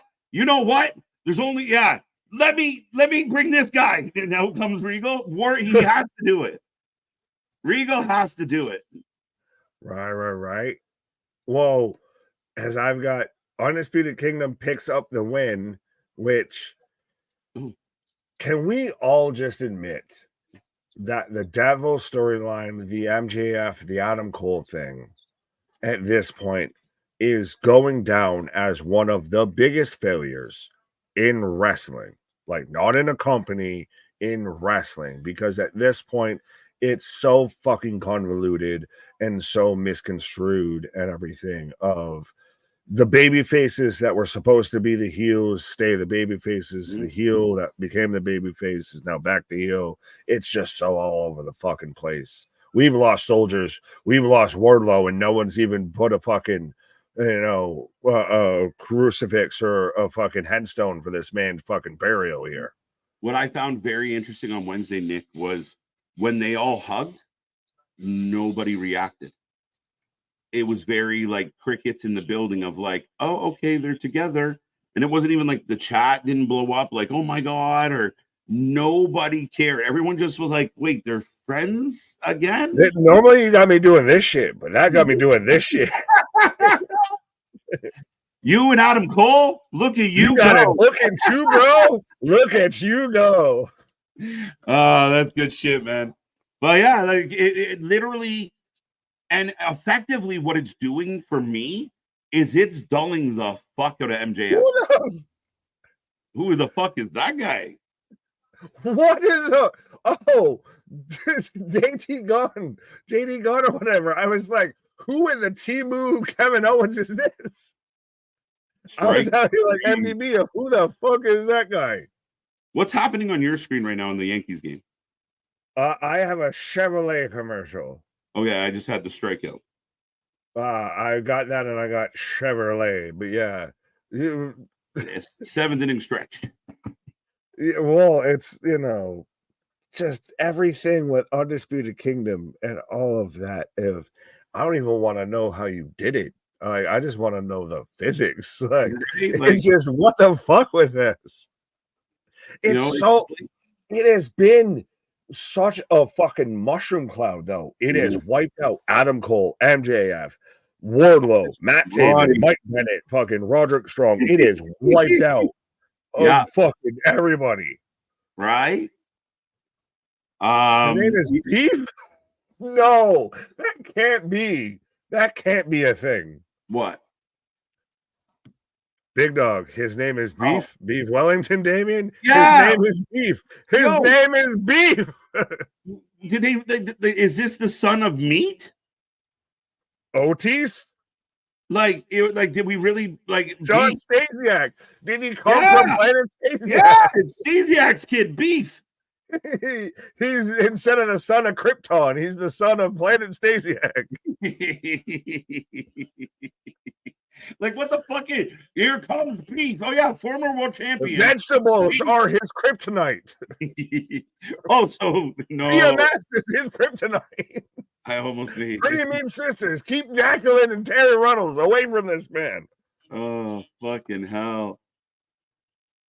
All of 10 people probably watching us right now remember Meat and PMS and that whole thing. Yeah, if anyone out there remembers Stasiak, let us. Do you remember John Stasiak? That's my thought. I was like, Beef is wrestling? Great. Bro, I remember him in like the No Mercy, and it was just him with like the boxers and like smooches on his face and everything. Right. Like, what is this? Like you are built into the game to be a jobber. Yeah. It was fucking insane to me, bro. JPS Planet Stasiak, yes. Planet Stasiak. Go on. Yes, I do remember him. I'm done with this company. Beef. Sean Stasiak attitude. Yeah, Sean Stasiak. Terry used to give me the death by snoo. It's like TK is doing all the old shit that we didn't like. Like it's Vince Russo booking. Just hire the fucker. Scooby-Doo to take all this back. Really? Holy shit, Nick. Like, what are they doing? But it's such a message board bullshit. Like, this is literally if someone had an e-fed and you just let them with millions and cajillions and fulfillions of dollars book a wrestling show. We've said it for the longest time, and it's so funny of now seeing we're in the fantasy faction chat, seeing other channels, other content creators, and everything like that now mention of how this is fucking WCW. This is just ridiculousness. This is him playing with action figures. I'm glad we could fucking paint the roadmap for all you to catch along. We've seen this for a hot minute here. We saw the shit going downhill. We tried to warn y'all, and you're like, no, it's still good. It's still good. It's a little airborne. It's still good. It's a little elite. It's a little backstage footage. It's still good. It's still good. I hate this show. Which show? He's yelling out beef. Beef. Roddy, beef. So Roddy is now talking to a guy with a fake head. More toast. More toast. I need more toast. No, Big Dog popped me with this one. Beef never wins against the butcher. Why did that catch me so well? You can't eat them. This is so silly. You can't eat them. Yeah, he said if you beat him, you can eat him. Wait, no, you can't eat him. What? What? He's going to eat beef live on TV. And look, Mortis just mumbles and... Is that called a live sex celebration? The fuck am I watching? I am watching right now. Garrett Cole is still in the bottom of the seventh and a 2-2 count. Right now, as the Yankees are up against your boy, Tasco Hernandez, former Toronto Blue Jay right now. I'm giving commentary on the fucking baseball game. To hell with RAMPAGE at this point. Well, when do you think Sammy's going to join? And hey, what do you say? You pull me just when I thought they were out, they pull me back in. Right. Yeah, I'll tune in for this. Anna Jay in the ring, and they're getting this one a little bit right. When do you think Sammy joins back? They're gonna milk that one. Sammy's gonna be that, like, they're all getting beat up and they all look bad, and then it's gonna hit. And I think that's gonna be a huge, huge pop. I have to sing this though. Gotta love the toxicity of the IWC. The toxicity of our city. No, what do y'all do? Specifically, where are you directing that, my friend? Like, is it at the IWC beyond, the IWC in here? I'm just trying to gauge it. I think it's more like a solar flare of just everybody. Like, beyond? You can catch everybody. Top flight with Layla Gray. Oh, it's just Layla Gray that's going to fight, though. Remember when she used to be in the baddie section with Jade Cargill? Right. Anna Jay versus Layla Gray down by the bay. We just made. Hey, what do you say? Make sure you stay. Like, share, and subscribe. That didn't rhyme, but we do it from time to time. But we're here all the time, watching all the wrestling. I couldn't find a rhyme with wrestling. I lost. I got to that end, and I lost the tunnel. The Beast Mortis backstage segment will be analyzed for generations, but it was the dumbest shit. They're talking to a grown man with a thing on his head, and they're like, if you beat beef, you can eat beef. And he's just like, oh. This is the guy who just fought Ricochet. He's Mexican Guar. That's what it is. He's the band Guar. Los Guaros. Los Guaros. Oh, fucking hell. God damn, man. Yeah. Goddamn. What was perfect about that is they kept MCMG strong in the win because they just wrestled the match, kept Bloodline strong in the loss due to interference. Literally perfect booking. It was ideal, and it was the arrogant heels going, yeah, we'll beat you right now. And the underdog babyface is saying, yeah, we'll go for it. We won't back down from the fight. And then you tie in all the other stories that matter. And like you said, Boston, they got in and out so clean. And I know people out there aren't going to see it this way, but you're right. It was so well done. They didn't have Roman come out. They left Roman at a distance. Every detail of that, perfect. It worked.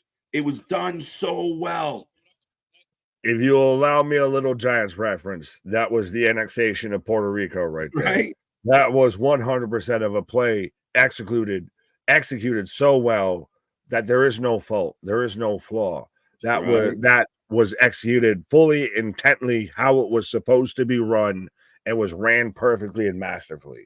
That you achieved everything you needed to all in the span of under 5 minutes, I feel, which is crazy with what they achieved to do that in that amount of time. Just what an emotional swing for the fans. And that's what, as fans, even as adult fans, I know we're goofballs, but that's what we're looking for in a good show, in a good bit of entertainment, is take us on a ride. And tonight, they took us on a ride. Like, okay, MCMG gets the win. Great. Good night. Now comes, we'll have the Bloodline come out and we'll talk a little. No, we got something else up our sleeve. And it kind of like how the show started, of like, they had you emotionally invested, of like, why is Randy giving Triple H shit and Gorilla? What the fuck's happening? Then Randy comes out and tells us why he's giving Triple H shit. Then he calls him out. Like, they're taking us on these storytelling rides right now, and it's working so well. Well, I thought we were done too. I thought the closing shot of SmackDown was MCMG holding the belts and the pyros going off and everything.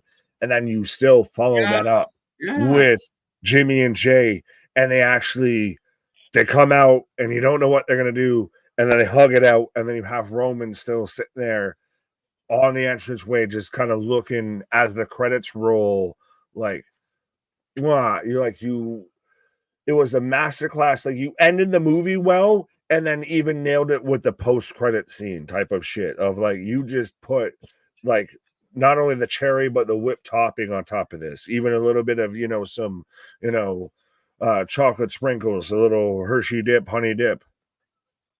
Yeah, no, I agree with you.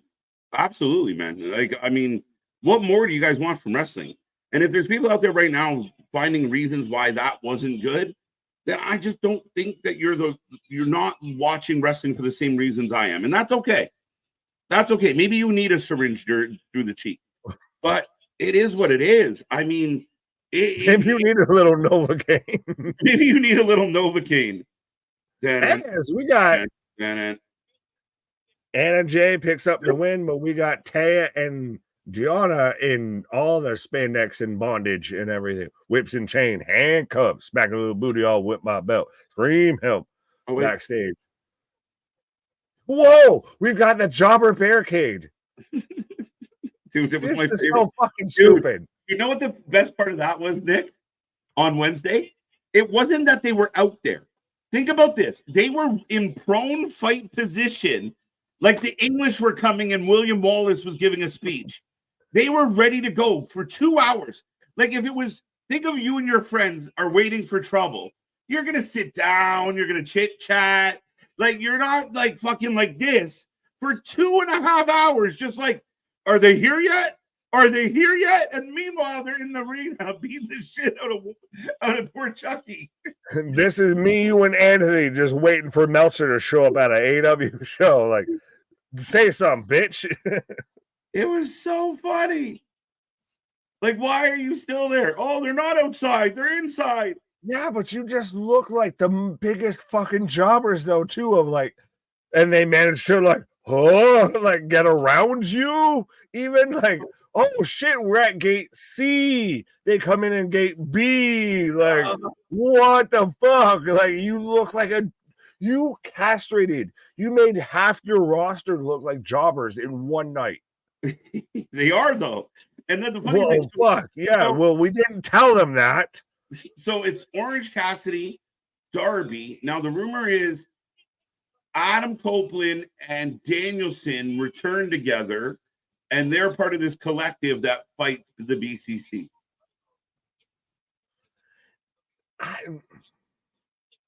I need to figure out even what the story is with the BCC. Like, are they what the Elite should have been? Right. Are they, they're taking over the company? Are they just causing chaos? Like, I need that more fleshed out, even I feel a bit before I start to worry about who's going against them. Like flesh that out a bit. Like, I want to see them run amuckus. I want to see AW in a state of duress and everything. Flesh stories out. Stories don't need to be paid off in a week. Stories can get paid off in a month, 2 months, etc. And I think that's what Trips is showing us a little bit is patience is a virtue. You might want it this week, but you might have to wait 2 weeks to get it. We are not giving you everything you want when you want it, because if we do, then you'll hate it 2 weeks from now. You fickle bitches, you're going to have to be patient. And yes, beef versus more toast. So You're right. Yeah, speaking of not fickle bitches, but I got a fickle bitch out here right now. I can't handle KJ's fucking, there we go. We're humstrung there for half a second. But yeah, as I've gotten meat versus more toast. Oh, what is a full English breakfast, I feel, with meat and more toast. But I don't even want to say, let me know who you're taking. I wish to God, honestly, that the World Series was not a commercial break. So I'll put it this way. Where's the GPA? Are we grading? Like, what the fuck? GPS? I was going to ask, if you got an MLB team, who is it? Who you got in the World Series? What have you? Because, I mean, I don't. Parker Brodreau and fucking what's his name there? He looked like just Tom McDonald, just with more face tats and everything. GPA the wrestler? Is that what the fuck is that? Is that a fucking thing? Is his name GPA? I thought it was a meat. Like, what is this jobber at this point? Like, I'm so confused. This man's got the weirdest fucking collection of tattoos. The most, and like the snuffleupagus fucking body shape here. Like, are we using this to put over the Beast Mortos so that we can do the rematch of Mortos versus Hologram? Like, what is this division in AW? We talked about how, the Intercontinental title, the US title division in WWE has very much become prominent, more of a picture. We were even talking about on Thursday, which if you haven't gotten seen in our predictions and everything for Bound for Glory and Halloween Havoc, which we'll be covering both of this weekend, back to back. But yeah, of how that whole card is stack to stack, back to back of top match upon top match, and half of them don't even have titles, what have yous in this. But like, what the fuck is this? And you're wondering why there's the talk of, well, we'll just get rid of Rampage and we'll just have Shockwave and all of that. More toast versus beef, yes, AR1. Dirt sheets as a whole are the worst. Yeah, well, that's why, Christ, anyone else remember when you had Macho and Hogan out there, call them the rag sheets, brother? MT Arena Wrestling. If you switch up the letters, you get there. Jason, where's the beef? Nick, I am Phillies fan. I'm rooting for the Yankees in the World Series. There we go. I appreciate you. 100%. Growing you day by day as Yankees fans need to be growing. But yeah. And Phillies are no slouch at all. Again, Harper and Schwarber, 100%. Phillies are no slouch. What the Chef Boyardee? Yeah. End of the 7th. Oh, I'm getting excited of if we win game 1 in LA, and it's still a close game. I'm not saying we might break them, but I mean, we're at least in the advantage of if we win game 1, it could still be, like I've said, Yankees in 5. And we end this at home. I'm waiting for Michael K. Or anything like that. I'm being a terrible Yankees fan. I can't remember the fucking Yankees broadcaster, but if we get the Yankees win, Yankees win in the World Series at home. Oh, Burley. Well, what the fuck is a Travis to go? He's on RuPaul. No. Travis to go is actually pretty solid in ring. Like, he was before they were doing their Los Ingobernables version and everything like that. Yeah, Michael K, voice of the Yankees. Like I said, I can't remember the actual play-by-play announcer here, but yes, I digress. Crampage, yeah, this is a cramp. This is, a bowel movement that needs to pass. I feel a wee bit. RM Girl saying, I wonder if Cody is going to be mad. Jay, now remember he brought Jay to Raw. Ken Singleton, thank you, MDB. But yes, no, I don't think there would be any sort of tension between Jay and Cody. I mean, Christ, they have one of the best, media scrum backstage post-show interviews of all time. That's where the whole Yeet segment was born, to where those two men were out there stumbling off of Cody's tour bus, sloppier than a droppy. But yeah, no, I don't think there's going to be beef with that, and I still wonder how much are we going to involve Cody in the Bloodline storyline, or does he get more towards Kevin Owens, Randy? Does he pull away from that and let family be family? Because to me, the Bloodline storyline at this point does not need the world title. We're fighting family issues. We're not fighting title issues. Nope, not Crampage anymore. Now it's Beef Paja. Yeah, well, that's what KJ did. He took a Beef Paja puzz. As I'm in commercial break on Rampage, as I've got the top of the 8th right now as Jazz Chisholm up to bat here. Top of the 8th, 1-1 count. So 2-0 Yankees here. Let's go. As again, it's in LA. LA's got the home field advantage here. So if we still won, and especially the start of the series, when this is Shohei, Mookie Betts, Freddie Freeman, and all of that, this is very much establishing ourselves. Allow me to reintroduce myself a bit here. And a good showing from Garrett Cole, which needed with the pitching that we've got here. Needs to go deep into the game here a bit. I think he has to let family be family. Cody needs to find some business. Absolutely.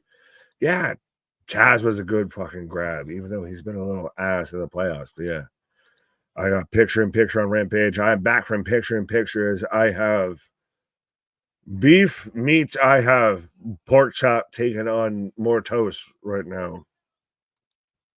Cody involved with the Bloodline will take a backseat until The Rock comes back. I thought Cody versus Rock would have been the Saudi match. And the fact that we're not doing that Saudi, now I'm really questioning if, when, where, and how we do that. Do we have... is it a Rumble? Would you do it at Survivor Series? Do you have time to build that? I still know, in my heart of hearts, I feel we're at least getting Roman versus Dwayne at WrestleMania 41. That at this point needs to happen, because we need to have that match, and I don't want to sit there and wait for that to happen another year or anything. I don't need WrestleMania 44, and maybe we'll get it then because Dwayne's schedule works. But how you doing, sir? Not too bad. Yeah, I heard you. I never thought they would waste Cody and Rock on Saudi. That's a much bigger marquee match. When that happens, it's going to be something big. But again, I think that's how you could have sold Saudi. Yeah, I mean, again, so they don't. Saudi sells itself. They pay the billions of dollars. They pay themselves. They don't sell themselves. They pay themselves. They're fine. They're cashing a check no matter what.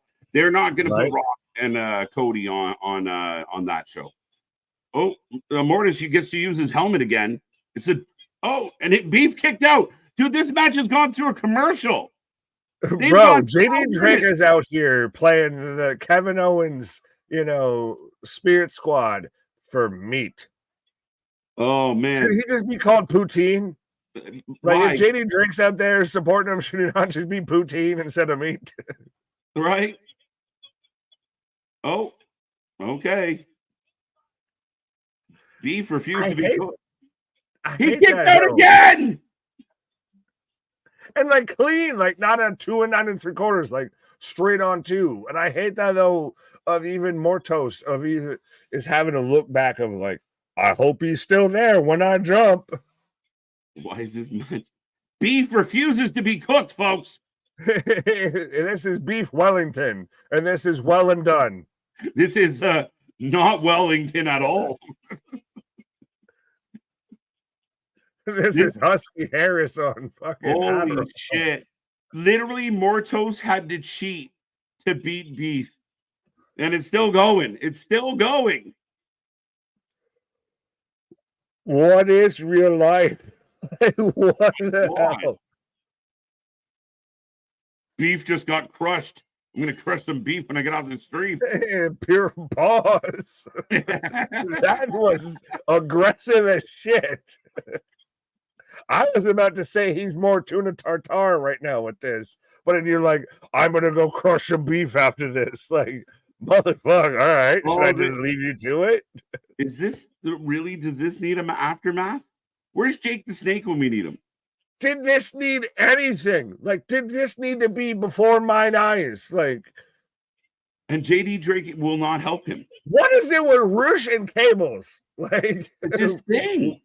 He has a kink. He has a fetish, and he's just letting it out on TV. Is it autoerotic Fucking hell. All right, I'm going to pause before I get us and myself canceled with jokes. Yeah, no shit. All right, Nick's taking a pause. We are in the final little bit here of the stream and the show. If you're just tuning in, Los Ingobernables is they're beating the shit out of Beef and JD Drake. So this I don't even know what to say. This match is longer than it needs to be. No shit. Even though I believe dirt sheets are the worst, it's a brilliant way to make money. LOL. People are credulous. So why push out clickbait? No, I mean, again, it is the day and age of clickbait. And I know that we live in a bit of a wrestling bubble, or at least I do. It's not just wrestling. It's politics. It's music. It's entertainment. It's the day and age of fake fame. It's the day and age of bait and switch.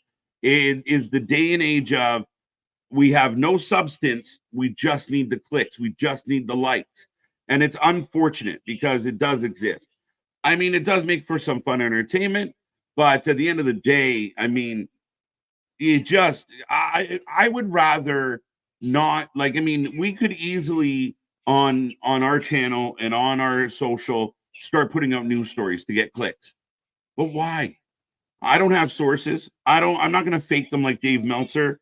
I'm not, again, these people that all quote stuff and act like they know stuff. It's such an interesting way to be, but that's the day and age we live in, unfortunately. As I got Harley Cameron, 2024 World Series. That is still happening right now, I believe. They're in the 8th inning. Up next, Ricochet versus Nick Wayne for the speed title. Los Goobers and Fuckers. Facts. Beef is JD Drake's cousin. Why are they calling him Beef, though? Can he be like DJ Drake? Like something? I thought JD Drake was Arn Anderson. Damn, JD Drake is a baby babish. He just got whooped. Yeah. Thank you, MDB. Thank you. We try. Again, we talk a lot of shit. We make a lot of nonsense. We got a lot of predictions. We give you our point of view. We give you what we know, what we can source out as legitimate. We try and convey it. If we're just spitballing, we're just spitballing. Some of our theories pan out. Some of our theories don't. But, I mean, again, I always want to sell people on quality. And again, I've seen other people do things differently, but we've grown this channel organically for that reason, and we're proud of it. American Dad. All right. Harley Cameron is the only reason I'm watching Rampage. Didn't you just say that about Anna Jay? Should AEW open the window after having beef? I just don't understand why it was so hard to beat the guy. Is the guy from the old Chef Boyardee ads going to pop up and say, beefy? Is the old Wendy's lady still alive? I think she'd be 135 right now. But is she still alive? Where's the beef? Why is everyone trying to choke everyone in AEW? I don't know why it's commonplace for attempted murder. I'm all good for a good angle. I'm all good for a good beatdown. I don't, get stuck up on it too much. But it's everybody. People choked with belts. People choked with wires. People with plastic bags. It's just overkill. Poor man's Tank from Hank and Tank. JD and JD and his cousin are Fank and Stank, I guess. I don't know what you want to call them. We have the meats. Yeah, well, Tony Khan wanted the meat division, and that blew up. So now he's just got the beef. Artie Cameron on the Rampage, on Dynamite, Rampage, and MLP. There you go. Harley's got a little something, and I know other people joke about she at least has energy. She's good on the mic. She's comfortable. She kind of plays that Chelsea Green character. You just have to give her time. I think she's one of the people that could use more time. Stank and flank. Flank, steak, and beef. Taint and stank. Okay, now this is getting better. The choking thing sounds like they are trying to say to WWE, look, we let people choke others. I guess. I don't know what they're trying to say. The Wendy's lady. Yeah, I would imagine. She was fucking 95 when I was 12. Imagine Shad Khan looking at the views for AEW and shouts, Anthony Rafik. Oh, how do you say that? Rafix? Khan. What the fuck? Yeah, no, you think, but I don't think he would. I don't think he looks at the numbers. I don't think he cares. He knows that this is his child's hobby. Like, oh, he just has fun with the wrestling thing. He doesn't care. He doesn't care.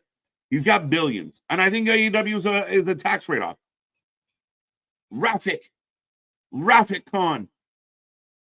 He should drop Tony and just be Rafik Khan forever.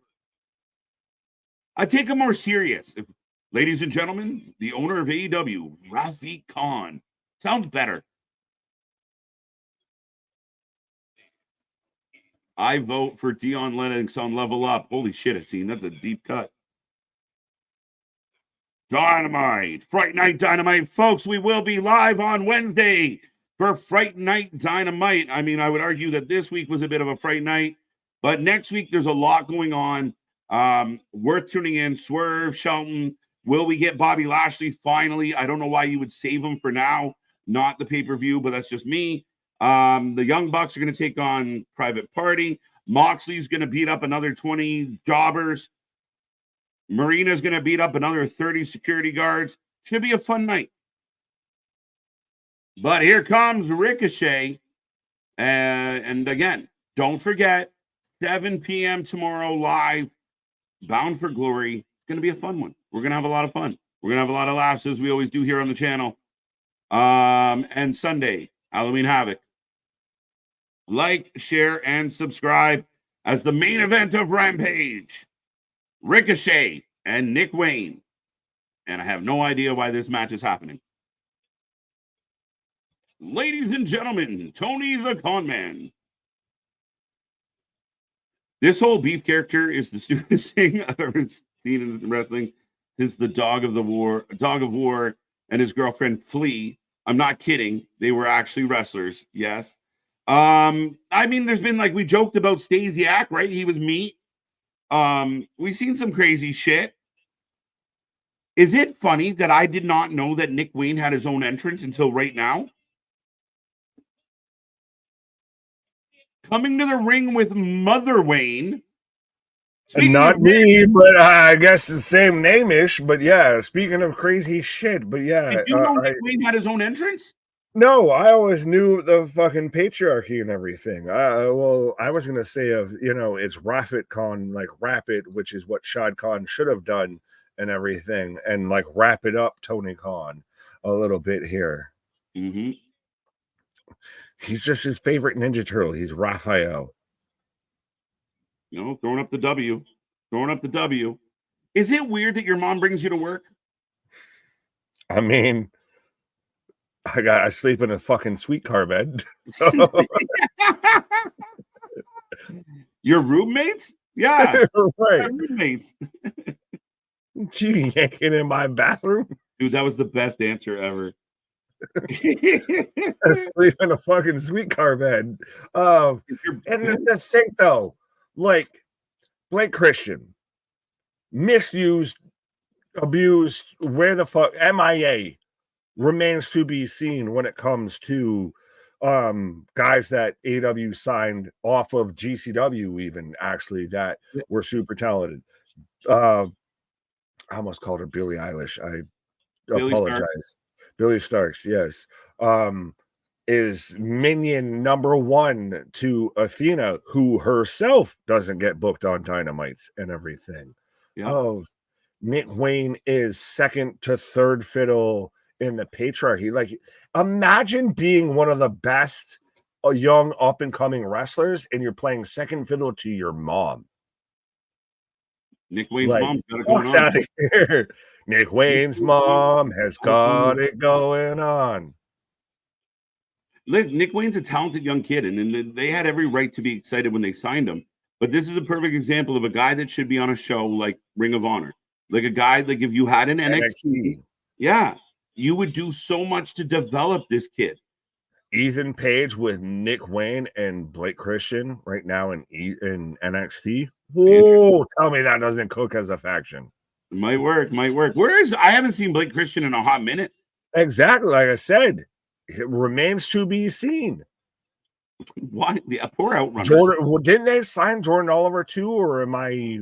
No, they didn't sign Jordan Oliver, to my knowledge. They might have, but yeah, you dodged a fucking bullet. I feel he'd be out here of it being Nick Wayne's mom and Jordan Oliver's mom, you know, in the women's tag team division out here. I feel right. Nick Wayne should be teaming up with Javon Evans. That would be a dynamic duo. No, but that would be a hell of a fucking match in NXT. Imagine if that's your main event of an NXT. Yeah, you're not wrong at all. Instead, we've got, you know, Stacy. I feel like that's got to be your name. Stacy, something like that, Wayne. And fucking, of course, Aubrey's the fucking ref. I just find it funny. Like, this guy signs a contract with this company and he's trying to get over, and he's got to go to work with mom every day. Like, don't do drugs. Like, what? Mom? Don't have unprotected sex.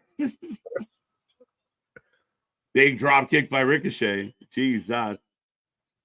Now, I will ask, because clearly it was brought up on Monday and everything like that with Samantha leaving WWE. Do you think that she's AEW bound? I don't. I think maybe, you know, could she make an appearance one day? Yeah, but I think she doesn't want to burn bridges. She doesn't want to look like an asshole. I mean, again, I think she has enough respect for the understanding of what she's doing, and I think she wants to expand her horizon beyond wrestling. That's what I truly think. Oh, she's got talent well beyond that.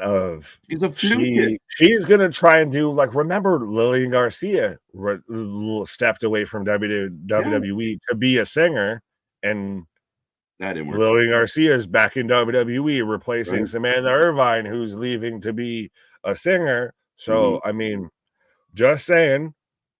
Yeah,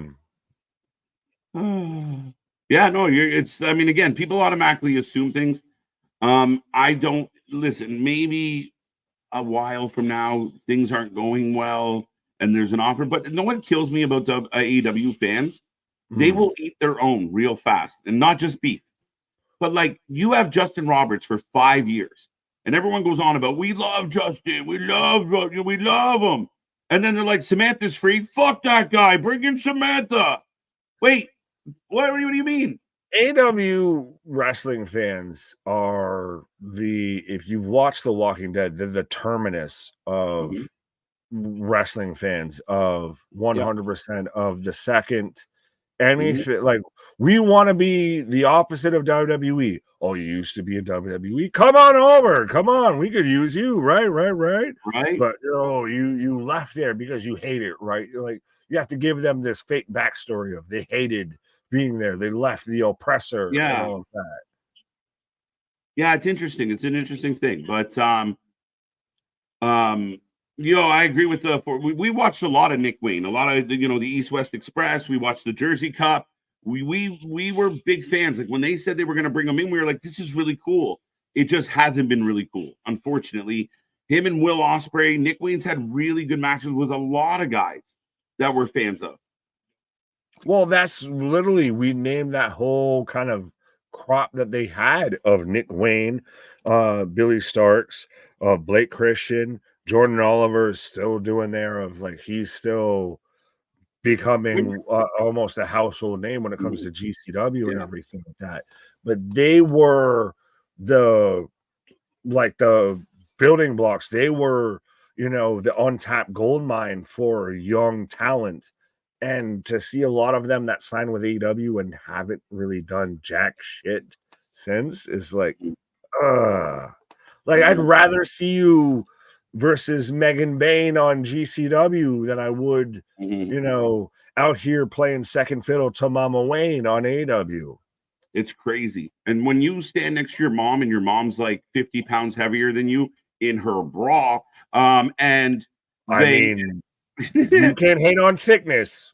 No, I'm not. Sometimes you like thicker than the Snickers. Diminutive against standing next to his mom's. It's hard to take him as a badass. Well, he just he's like the Homelander of like, mama. Rumor is she wanted more flexibility in her working dates with WWE so she could pursue things like Broadway. They couldn't give it to her. That's where they parted ways peacefully. So she has no ill will. They have no ill will, but she does want to pursue other options. And I believe Broadway theater. She's a flautist. A flutist, not a flautist. She doesn't play fish. She's a flutist. And flexibility. I think that left when Trevor went to AEW. Right. The flexibility. But she's one of those on like America's Got Talent and shit like that. She's going that route. The problem is that these guys are great in the indies, but once they get to the big leagues, you need more than flips and good ring ability. Yeah, 100%. And again, especially with a weekly show, but it's also, I think, like if you were to bring, like say Tony Khan brought in MCMG and not WWE, would MCMG be like grizzled young vets? Or would they be like they are? Like that's what I mean. Like they brought in grizzled young vets. Look at it. The Outrunners are on Collision for what, the 4th or 5th week in a row? Why are you not using them more? Like the Outrunners are over. They're way over compared to Young Bucks, compared to Private Party. Grizzled young vets left WWE to be used less than Motor City Machine Guns has in their first 2 weeks. Like I know we had a back and forth of, getting behind them and everything like that. But Motor City's gone from debut to world titles and everything. But Grizzled young vets went from debut at All In, by the way, to nothing. That's the thing, right? Like, and we talked about Ricochet's debut. Like, if WWE signed Ricochet, do you think he would have been an afterthought in a battle royal and then doing nothing, or would they brought him in and tried to make him feel special? Now, people are going to say, "Well, KJ, that's a bad example. They had him," but I mean that level of a talent. Like, if let's say the WWE one day fluked into signing Kenny Omega, would they come in and make Kenny Omega feel like a mid-carder? Or are you going to do what you did with MCMG and make him feel special? Look what they did with Jacob Fatu. Jacob Fatu felt special right away. They didn't have Jacob Fatu on fucking, buried. They brought him right in and made. So that's what they're doing wrong for me is if you sign these guys and they're special, you got to make them special. Oh, So, well, sorry, I'm watching World Series too, as we're tied up 2-2. But yeah, no, if they sign Kenny Omega, like he's winning the world championship, if not that week, the next week. I would say Mhm.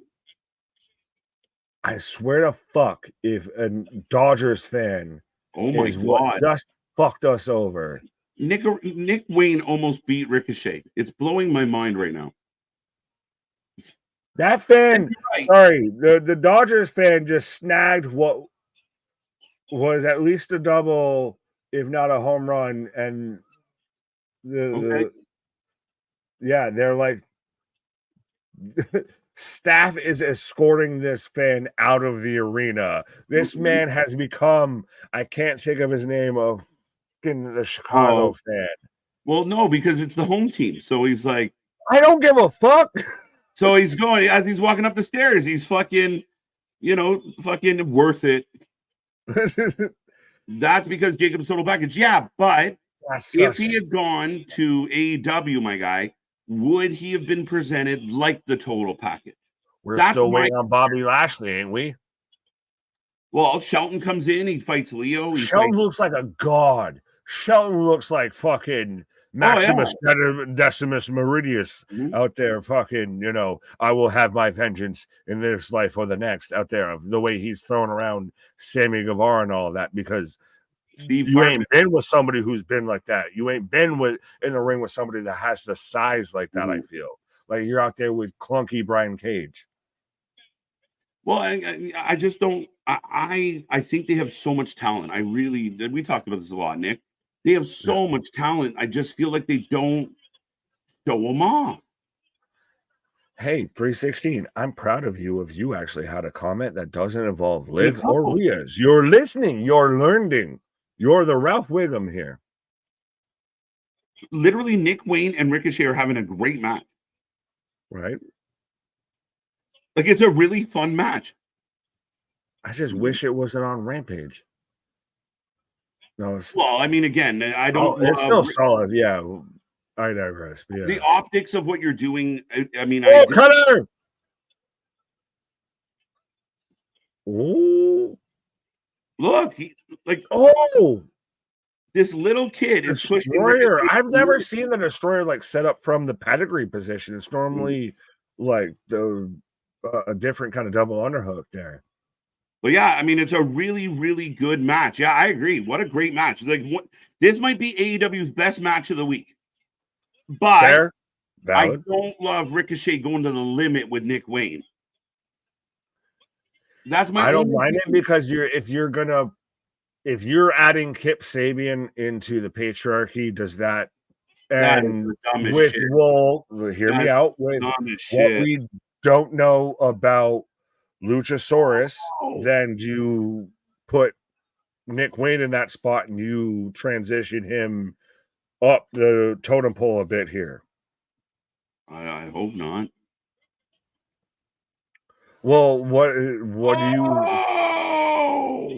So Ricochet does the hidden blade finisher now too? Well, like a baseball slide elbow. It's like it's the full frontal blade instead of the hidden blade. Yeah. Yeah, fair enough. And maybe me just being a little picky because I kind of want Ricochet pushed up the chart. But a hell of a match, and Nick Wayne looked great. It was a really good match. It was my favorite match of the week from AEW so far.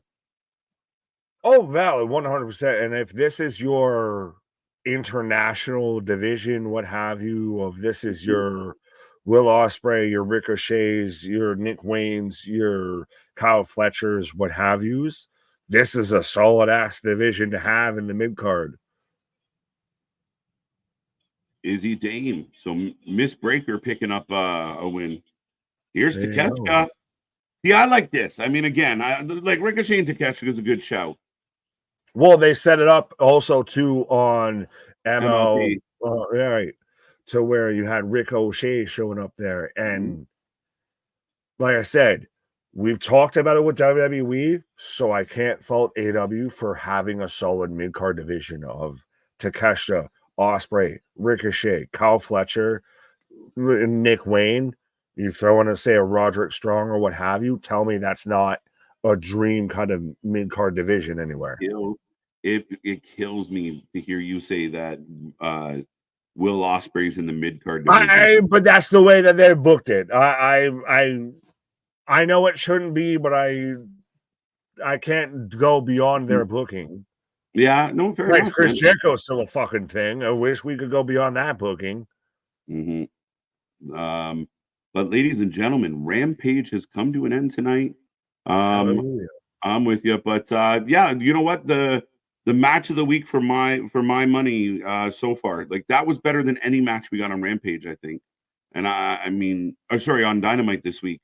A really nice back and forth. Nick Wayne can go, man. Nick Wayne can really go. Yeah, I mean, all in all, Rampage was Rampage. We could have done with less beef, maybe more Anna Jay and more Harley, but the beef kind of makes me just laugh here. Oh fuck! But yeah, actually not a. Oh, I can't say not a bad Rampage. The last match was really great. The last match. If you want to go and watch AW this week, go and watch that match. You can watch all your Moxley vignettes and everything, but watch that match. And if you want to laugh, watch Meat. Pause. Meat, beef, and more toast. 1-on-1. Is it beef or is it meat? I couldn't remember. Beef. We lost. Where is the beef? Took a lot of shit after that promo. Listen, Kyle Fletcher is great, and the promo wasn't a problem. He did a good job. The big problem is your producer, and the producer let him go too long, and that was where you would get exposed, and that's why he took some shit. But he shaved his head. I mean, I don't know how you feel about it, but he shaved his head. Well, he half shaved his head. As someone who shaves my head, he half shaved his head. He put the other half on social media. So, but ladies and gentlemen, that is the show. That is the stream. That is all the rest of it. You don't want to be here for that in this game? No, I want to go to bed. But I hope it's good. Go Yankees. What are they in? The 8th? Bottom of the 9th right now. Middle of the 9th. So we're going in the bottom of the 9th right now, tied 2-2 Yankees and Dodgers, as Judge just with a fucking infield fucking pop-up. Right. Ooh, infield pop-up. 2-1. Tight game. No, 2-2. Tied game. Oh, yeah. So it was the threat of that. But that's it. We're back tomorrow at 7 p.m. I know this is 6:45. Watch for us. Click the little bell. Hang around. We'll be here sometime around 6:45, 7. Same thing on Sunday for Halloween Havoc, folks. We got more wrestling than you can shake a stick at. We got all the shows, all the fun. Be a part of it. Be a friend. Tell a friend. Help keep us going. We are getting closer and closer to 6K, and we want this to keep going. But that's it. That's the stream. That's the show.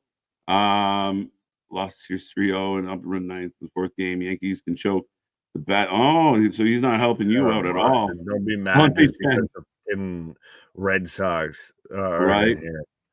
But I vote for Dante Chan on NXT. Right. You guys are the real MVP. We appreciate it.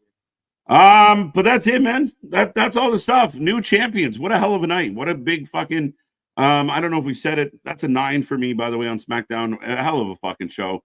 So much happened, so much to talk about as we move forward. But they're back together. The Usos are back together, and we got new tag champs, and we got so much more to get into. That's all I got, Nikki. SmackDown for sure. The weekly show of the week, I guess. I'll put it that way. But our shit is real. Our shit is raw. Our shit is all authentic. When you talk about that wrestling, you put up that for life with it. Go Yankees!